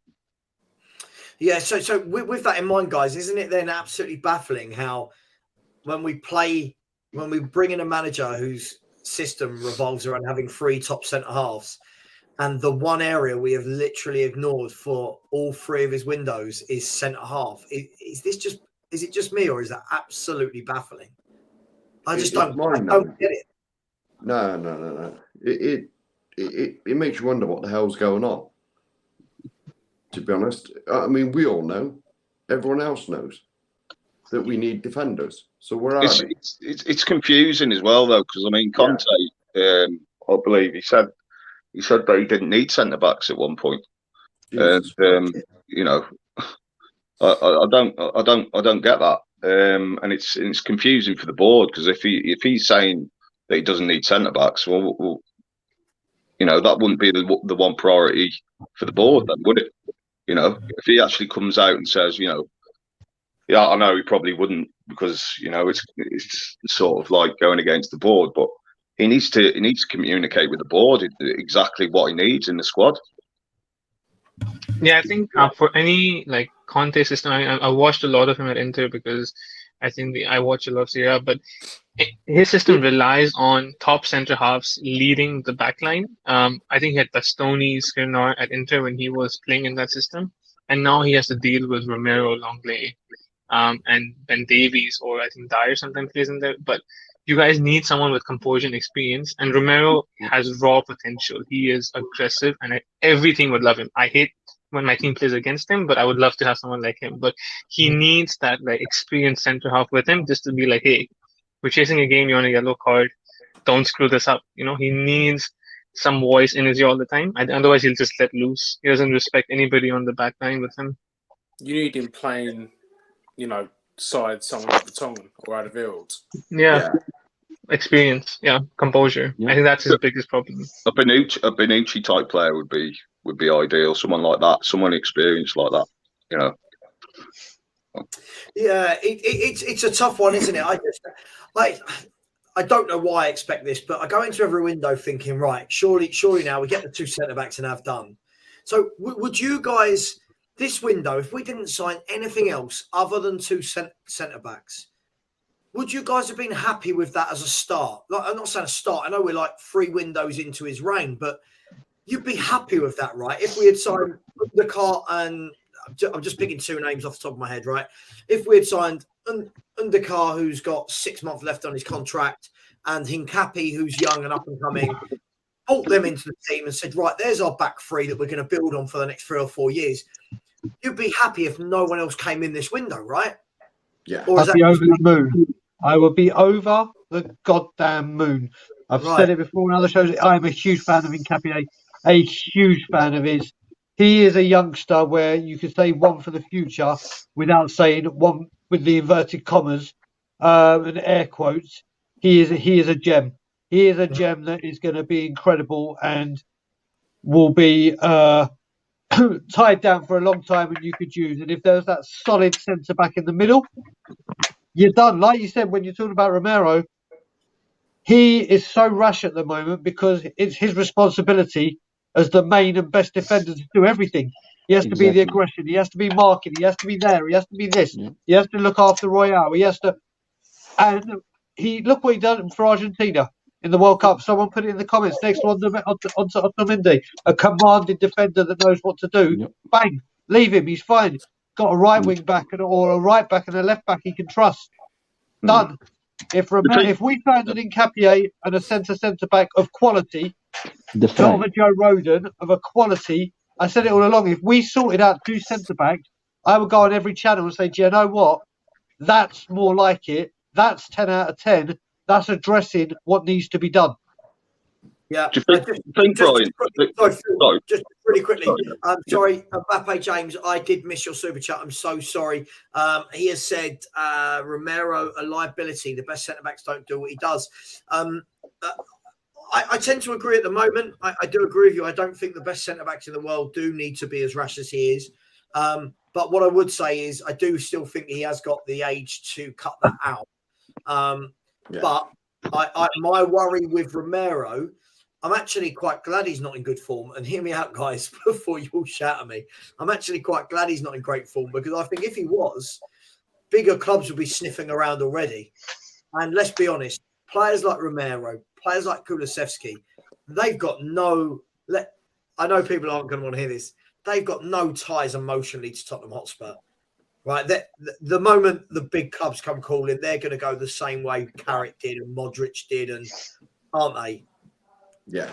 Or so if we don't get top 4 and we don't have Conte, that's going to happen this summer. Yeah. I'd just like to ask Brian about, because Langley is coming on loan. Do you think that's sort of time to sort of, look for a centre back for in the summer, as a priority for the summer? So Savva knows this. I've got a nickname for Clement Longley, and it's Clement Longgap. Yeah. Because you got to remember, he was the stopgap for Bastoni or Gvardiol. That's what I think it is. That's why we did it this summer, because we couldn't approach them this summer, but next summer will be different. Well, next summer, we might not be in the Champions League. Next summer, who knows what's going to happen. And the big clubs, listen, how well Gvardiol played in the World Cup. You're telling me there's rumours Manchester City, Liverpool. No way. Forget that. If we're not in the Champions League and we don't have Conte, you think Bastoni's coming? No. And let's face it, Longley is nowhere near the quality of those 2 players. And he can't even play. He's not even coming as our first team left back. Ben Davies has got the role back again. We just chop and change. I don't understand what's going on. I haven't been impressed with him. A couple of games. He's been good. He's been very good. And there's been other games where I just don't understand it. He got right. I'm leaving the stream, guys. Have a good one, yeah? Thanks, cheers, thanks, Savva. Cheers, guys. Bye-bye. So, for me, Clement Longap, I would be surprised if he signed permanently next season because we won't get a Bastoni and we certainly won't get a Gvardiol. Yeah, it's just a strange one, isn't it? I mean, Brian, I think we spoke in the summer about this. When people were saying, his two targets, apparently there were only two centre-backs he wants, and one was Gvardiol, one was Bastoni, one's going at, £95 million. One grew up at Inter and they want like 80 million and he doesn't want to leave and blah, blah, blah. There were so many other players, Brian, about in that transfer market. When you look at, by the way, sorry, somebody keeps trying to get in the chat. Theo, dude, listen, if you've not got your camera on, I'm not going to let you on. I'm not other shows, right? So, Theo, there you are. There's your camera. Well done to you. I'll bring you on in a second, my man. It just made me laugh. There were players that went like a Kanji for 15 million, right? Kim Min-jae went to Napoli. Look at what they've done. Bremer went and moved. The year before, Anderson moved. Undercar's got, in the summer, had 1 year left on his contract and now 6 months. It just screams of incompetence from top to bottom that we cannot get centre-backs into this football club. Does anyone think that we're not going for any? Is that the concern, or is it that we're just not getting his targets? I think there's a bit of uncertainty at the moment because Conte hasn't signed a contract. The next manager they want to bring in, a Pochettino maybe, he plays with 4 defenders instead of 3 defenders. So if you buy defenders now for Conte, they might be not the players who Pochettino wants. So I think at the moment their priority is not the defense, but it should be. But yeah, I'm not Daniel Levy, so yeah. That wasn't the case. That wasn't the case in the summer, though, was it? In the summer, there wasn't all these contract talks going on. Yep. Do you know what I mean? In the summer, it was right. He's still here. He's got a year, and we still didn't seem to get centre backs over the line. So all I heard from fans was, "Oh, next year we will get Bastoni." Yeah. So. Yeah. I mean, yeah, it does make you laugh, doesn't it? But guys, is there? I mean, look, let's go to Dan and Theo at the bottom who have just joined. Look, if we don't get a centre half in, boys, in this window, is that complete and utter failure? Or are we going to hear the same old excuses from fans that it's tough to do in January and there aren't any Conte centre-backs about?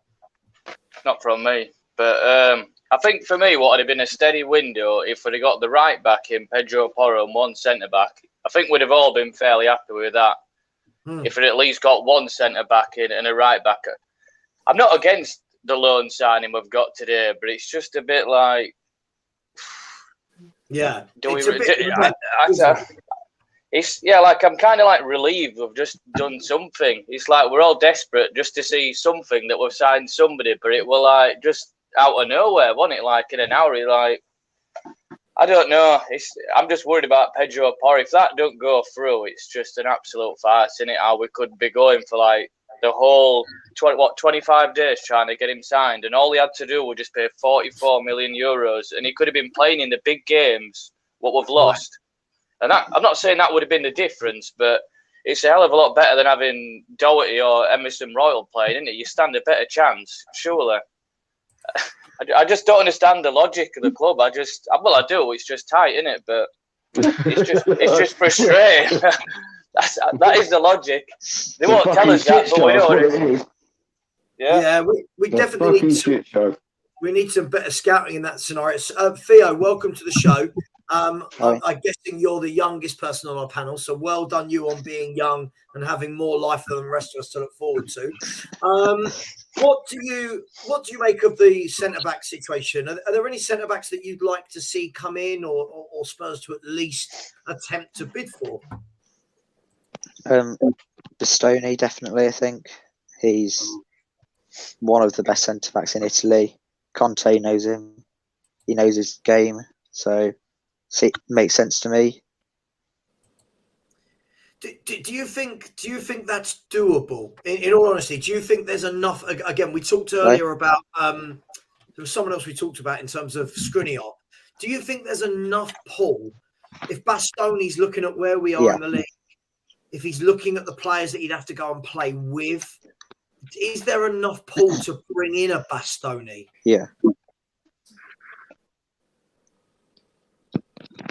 You there, Theo? You froze. I think his connection's stuck. Yeah, your connection's not the best. I don't think there is at the minute. Definitely not. But I think Bastoni has said that it'll only go to Conte. But with Conte leaving, that changes everything, really. Yeah, I mean, it's interesting. I mean, anybody else? Does anyone else think that we're attractive to Bastoni? Because if you look at it, he's going to look and say, all right, I'm playing on the left side. Romero's going to play on the right side. But at the moment, I've got an old wing back that, let's be honest, I think Perisic is struggling defensively.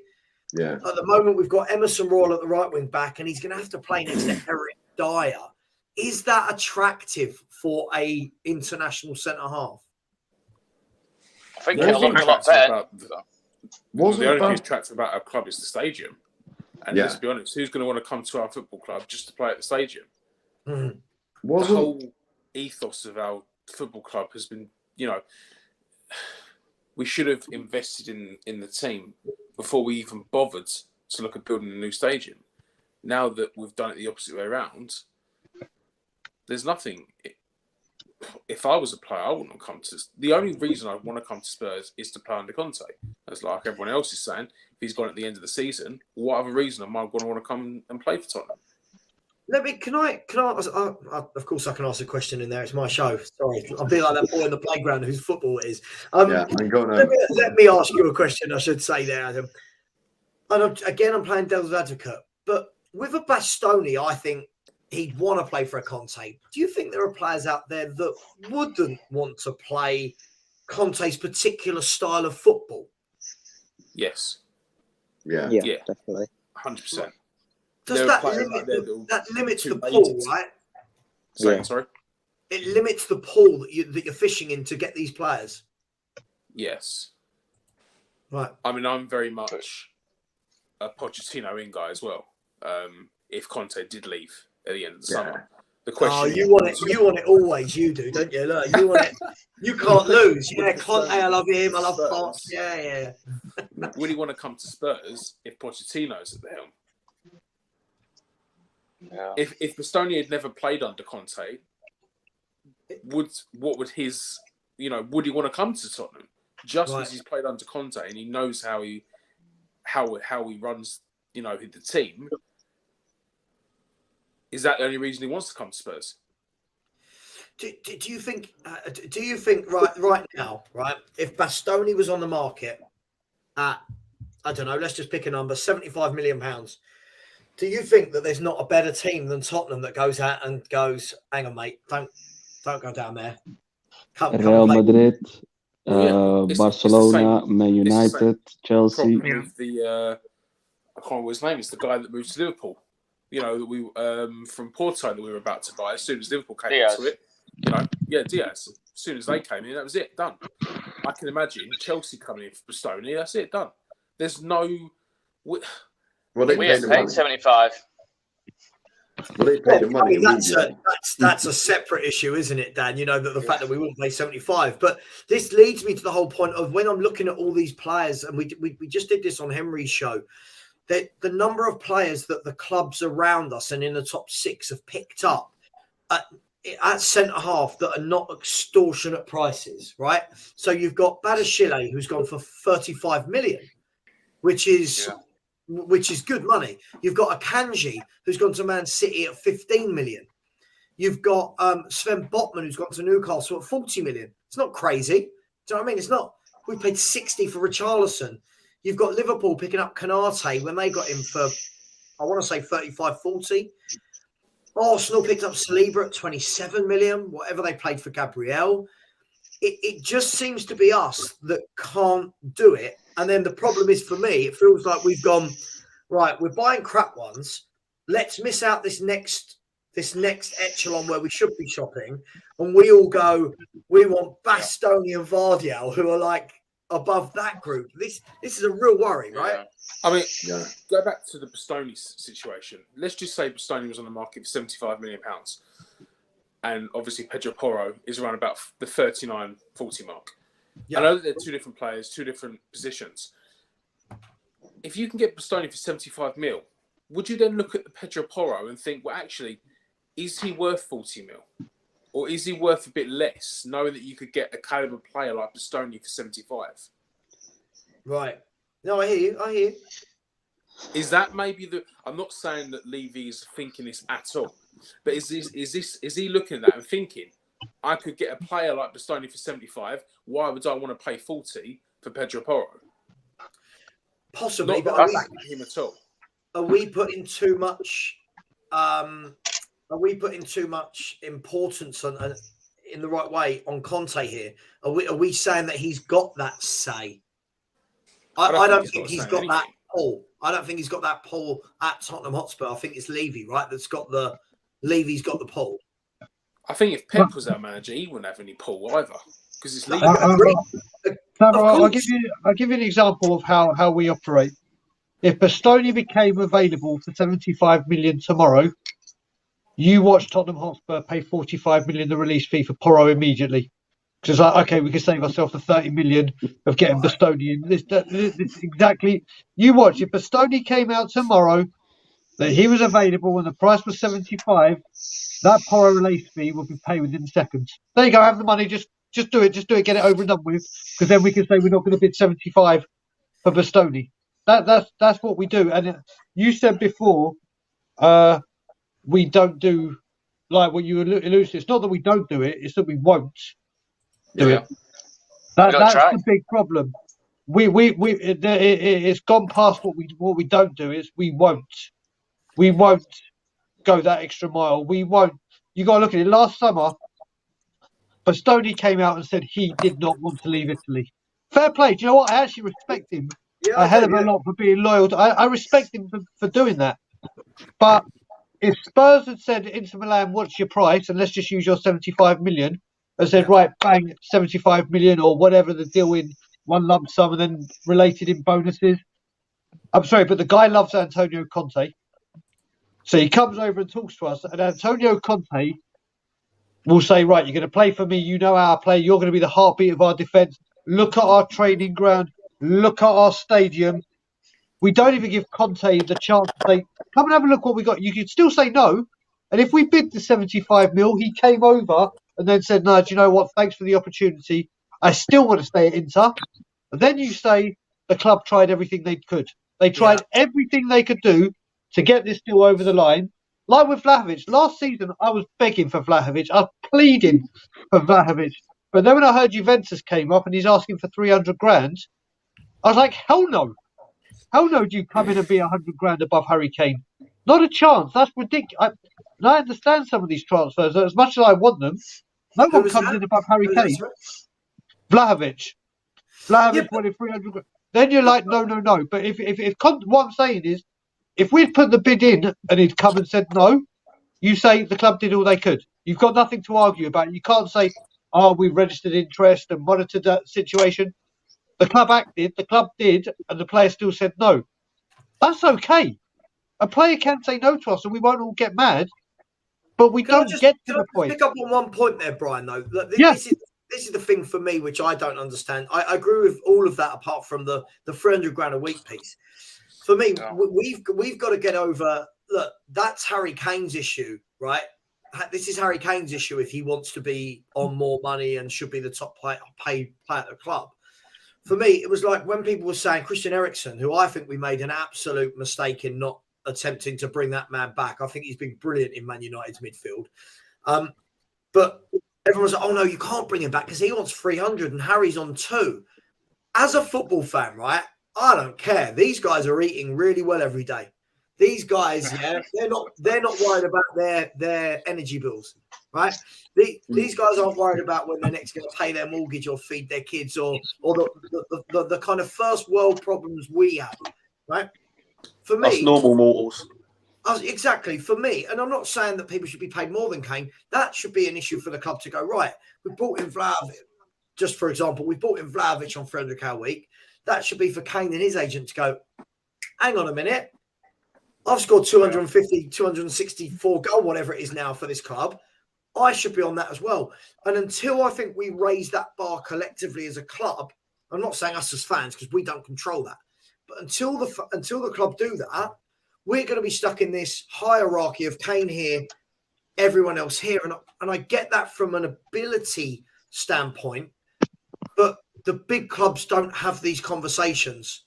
Arsenal are smashing their wage structure regularly to bring in top players. And I feel we've got to do that as well. So the point I was getting at with that is Vlahovic was a 21-year-old or however young he was, making his first big move away from.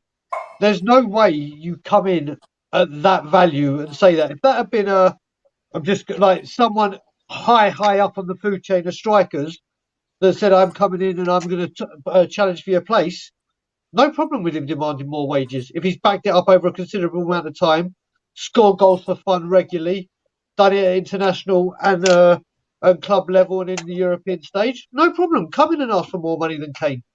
But not as a 21-year-old making your first move when you've had one good season. There's no way the club.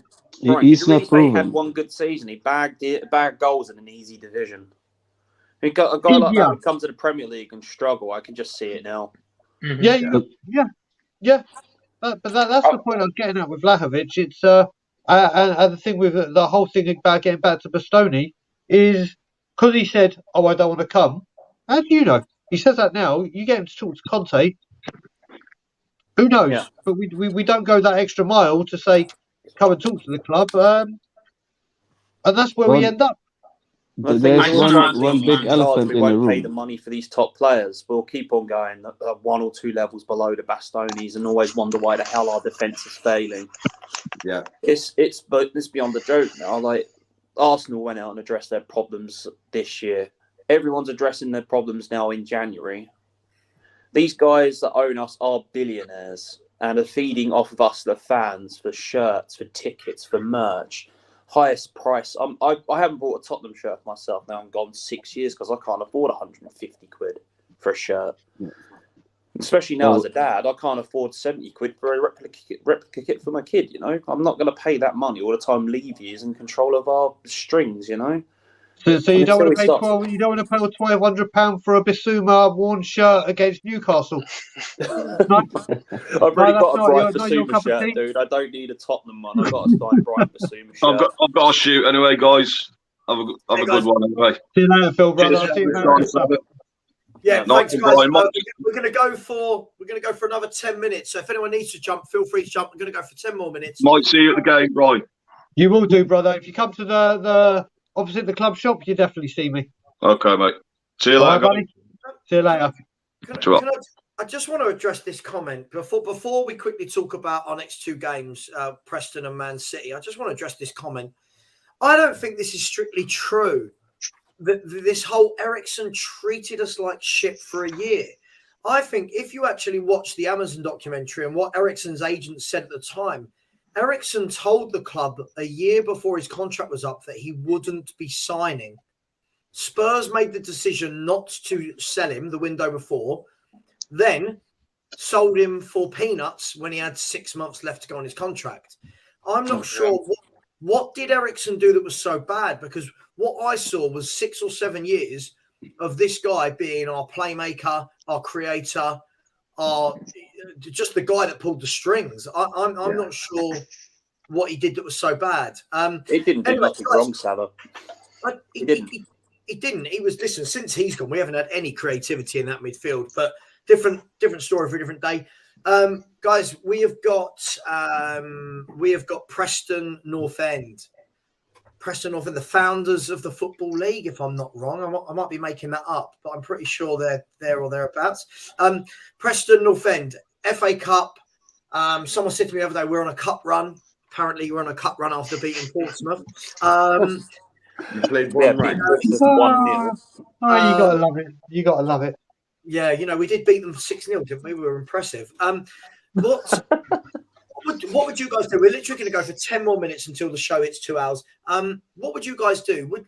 Are we playing Son? Are we playing Kane? Are we playing Go strong? Are we going strong? Got to do, yeah.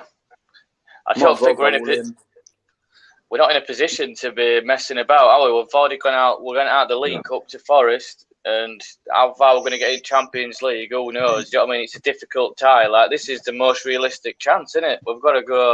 I'm not saying we can't make a few changes, but it's got to be like a 75% sort of like team. Do you know what I mean? It can't be like a Portsmouth team, or we're in trouble. All right, then. So play Basuma, play Spence. Yeah. Play the kids. Get knocked out of the cup. Focus on the league. That's what I'm going to say now. No. We aren't winning anything with this lot. We'll get to like the quarters and get knocked out by Arsenal, Chelsea, or Liverpool, or someone like that because we're just not spending the money. I mean, look, it's lots of different ways of seeing it, isn't it? You've got some people saying, no, absolutely, you've got to win a trophy, go strong. And other people saying, well, look, we've got to concentrate on that league because it's top four, etc. I don't know what all of you guys think, but I look at it like this. Do I think we'll win the FA Cup? Absolutely not. Purely because the moment we play one of the big six, we're going out, and that's what's happened all year. We haven't beaten a top 16. But do I think we should throw the chance at getting as far as possible? Absolutely not. I think that I want to see Spurs go back to those days. Like when I was growing up, and I'm sure that some of you guys, if any of you are anywhere near my age or older, or I'm older than you. I didn't want to guess. Mark, but look, Spurs were cup runs, weren't we, Mark? Yeah. It was FA Cups. We were always involved, and our players always, we rise to the occasion. Now it just feels like we kind of go into these tournaments with that kind of contempt of, well, who cares? We'll get top four. But where do you sit with this, Mark? I'll give you a clue. I was 11 in 1981. So that's how old I am. I wasn't even a four. I'm 38 this year, so I wasn't even a four. And I was obviously 21 in 1991, and that's the last time we got to a cup final. Yeah. You know what I mean? I mean, that's a disgrace. An absolute joke compared to what it was like in the 80s when I was at school. You know? I mean, when we won the cup that day in 91, if someone had said you will not see it till 2000, Lord knows when the next one's going to be, probably this year. If someone had said that to me, I would have said, nah, get out of it. Yeah. Well, you're looking at in the 80s, we were in the FA Cup final 3 times in that decade. 3 times. Yeah, I remember. We haven't been to an FA Cup final for over 3 decades. No. I was just and I wonder why, Mr. Daigle. I wonder why. Don't listen. Don't give me such really hard questions to work out. Don't. The stream's ending in 10 minutes. I'll try and work out why. I'll try to think of it.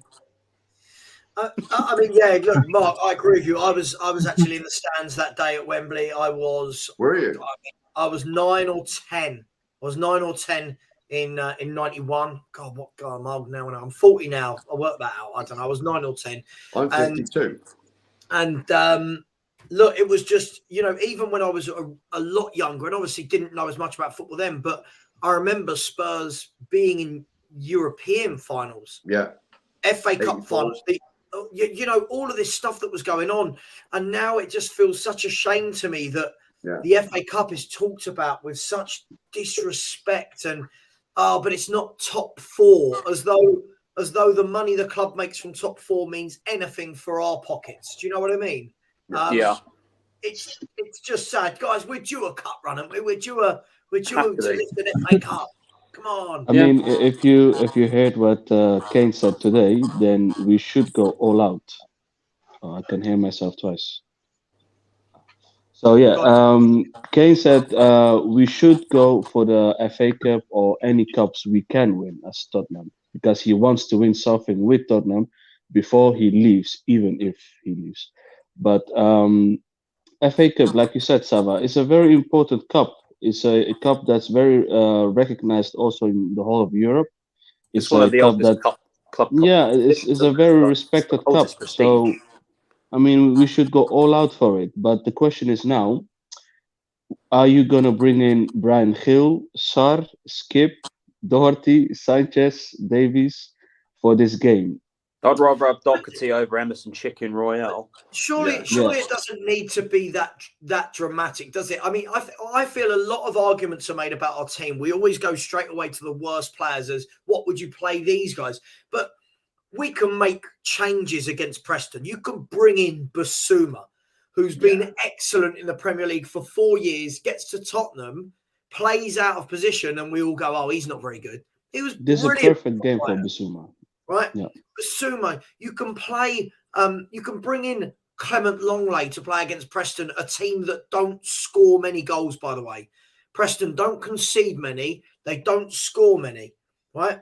You can play, if you can't play Brazil's number 9, right? Let's put this in context. If you can't play Brazil's number 9, whatever you think of him, against Preston North End, then there is something very fundamentally wrong.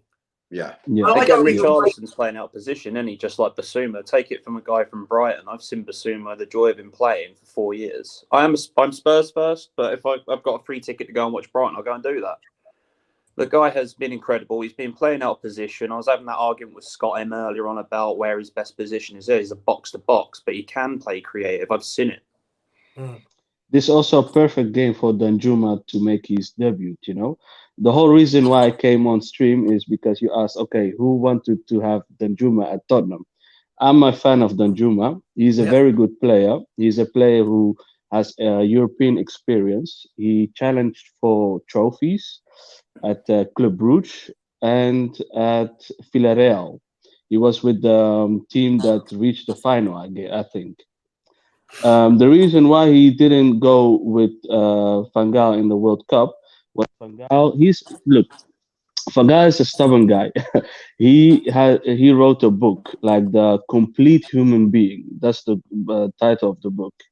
He wants every player to be concentrated with football, to be like a team that work for each other, and be like a proper football player, you know. Danjuma, I'm not saying he's not a proper football player. He has the mentality to be a top football player.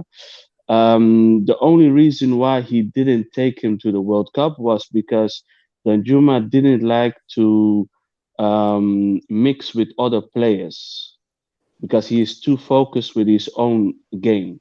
He doesn't play PlayStation. He doesn't drink. He doesn't do any games. He's a very family man. He's very serious, this guy. Van Gaal said I've got something to say on that though, but like family morals, I respect that a lot in a player. He doesn't play this, he doesn't do that. Shouldn't players be concentrating like? Because that's the thing that Dele Alli slipped into. If you think about it, he was too busy playing bloody Fortnite instead of focusing on his fucking football. Mind my language, but you know, he got into gaming. All these guys playing FIFA 23. Just get the fuck off your Xbox. No, but the thing was, football. Mind my language, but that's what you're paid to do. Not sit around on 300 grand a week and play on your PlayStation and go to training at night. Fuck off. Get on that pitch. It's more like Van Gaal wanted to make a harmony, a team harmony, like a team spirit, that they work for each other and that they like each other. They speak with each other. It's like he was building a team. And Danjuma, he didn't want him to be part of it. It's not about his technical ability, not about his experience. It was about other stuff. Yeah, it's interesting. I mean, look, let's be fair. If Danjuma's in time, which everything points to he should be, are we saying we can't put a forward three together of Danjuma, Richarlison, and one other to beat Preston North End? I don't believe that that's the case. You know, like Basuma into central midfield.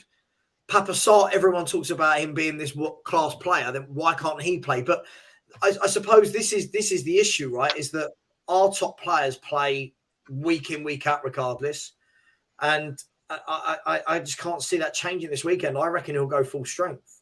You can guarantee if he did what you said, we'll be 1-0 down, and Harry Kane will have to come on and bail us out crap as usual.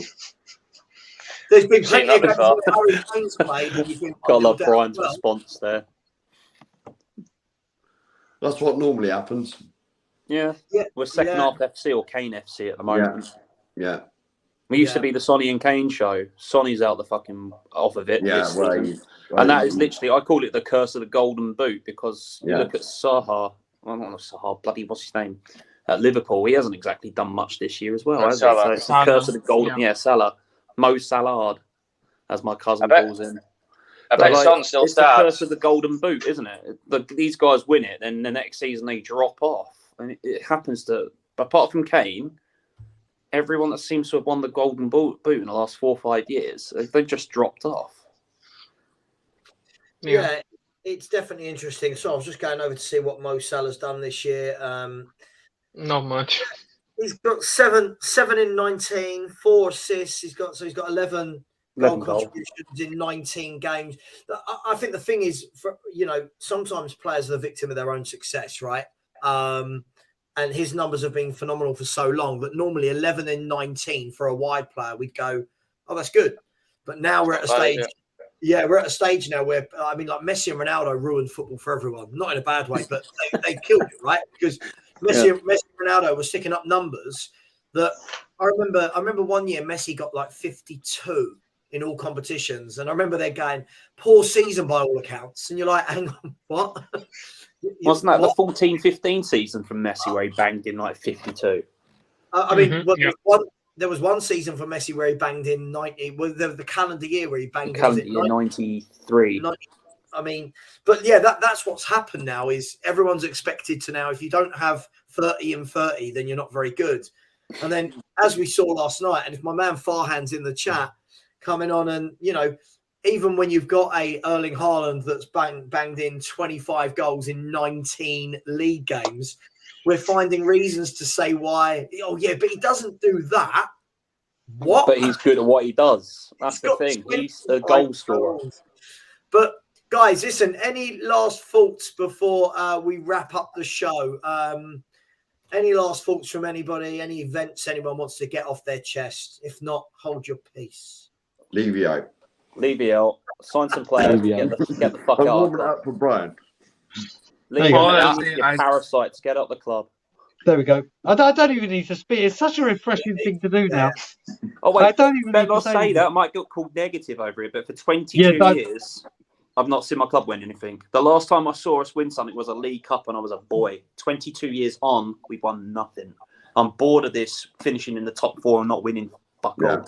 I'm bored of seeing all these players go elsewhere when we're linked to them or we scouted them. Get these fucking scouts and shit out of our club and go and get Brighton's recruitment team. I'll tell you now, the recruitment team down here is incredible. Look at the players that Brighton have brought in and now sold off for a profit. It's incredible, isn't it? Players that half these teams don't look at. They have a couple of good seasons in the Premier League and then they're bang, 50 million, 60 million. Basuma last year of his contract, nearly 30 million. Like, come on. Brighton have got some money to spend if they want it. And they've got a recruitment system. Let me just say that my skill of being a ventriloquist. You see, I said that without moving my lips. Yeah. Go on, mate. Brian, you should get on stage with that one, mate. Britain's Got Talent, here I come. Hang on, guys. Kill's trying to say something. Go on, son. No, I'm just going to say all I hope is you guys get a result against City. That's all I'm hoping for. You guys is I'm hoping for a point. It's at home for you guys. Come on. The last game. The last point I wanted to make is from the Deloitte report that was shown last week. It said we made a revenue of £442 million in the season of 21-22. So the biggest question we have as Tottenham supporters, are where is the financial report? Because from the financial report, we can see what is the salaries, how much we pay for players, how much we pay for staff, and what's left. And you've got to And remember, you must remember that Paratici's been doing that, so it's been a bit adjusted. I just feel like it's going to backfire with the so-called Don on us next season or this season alone. I feel like something's going to happen. Something's it's in the background for me. It's like, he's not the Don. No. When people call the Don, just look at what he's been done. He's been done again. He keeps getting done. How many more times does he need to get done before he's in jail? And apparently, the financial report is coming out when the window shuts. Wasn't that leaked, though, a few days back? Wasn't there some document online about the financial reports being leaked? I heard something. Guys, I can assure you of this. We will do a show when the financial reports are released, and I'm sure 1st of February, I heard. Exactly how we all imagine that show is going to go is exactly how it will go. And it will be even worse if the only signing we make this window is a player on loan, and then they announce like we've made world record profits. But guys, listen, I am gonna stop the show. First of all, thank you to all of you for coming on and giving me some hours of your time. Thank you to everyone in the chat. It's much appreciated.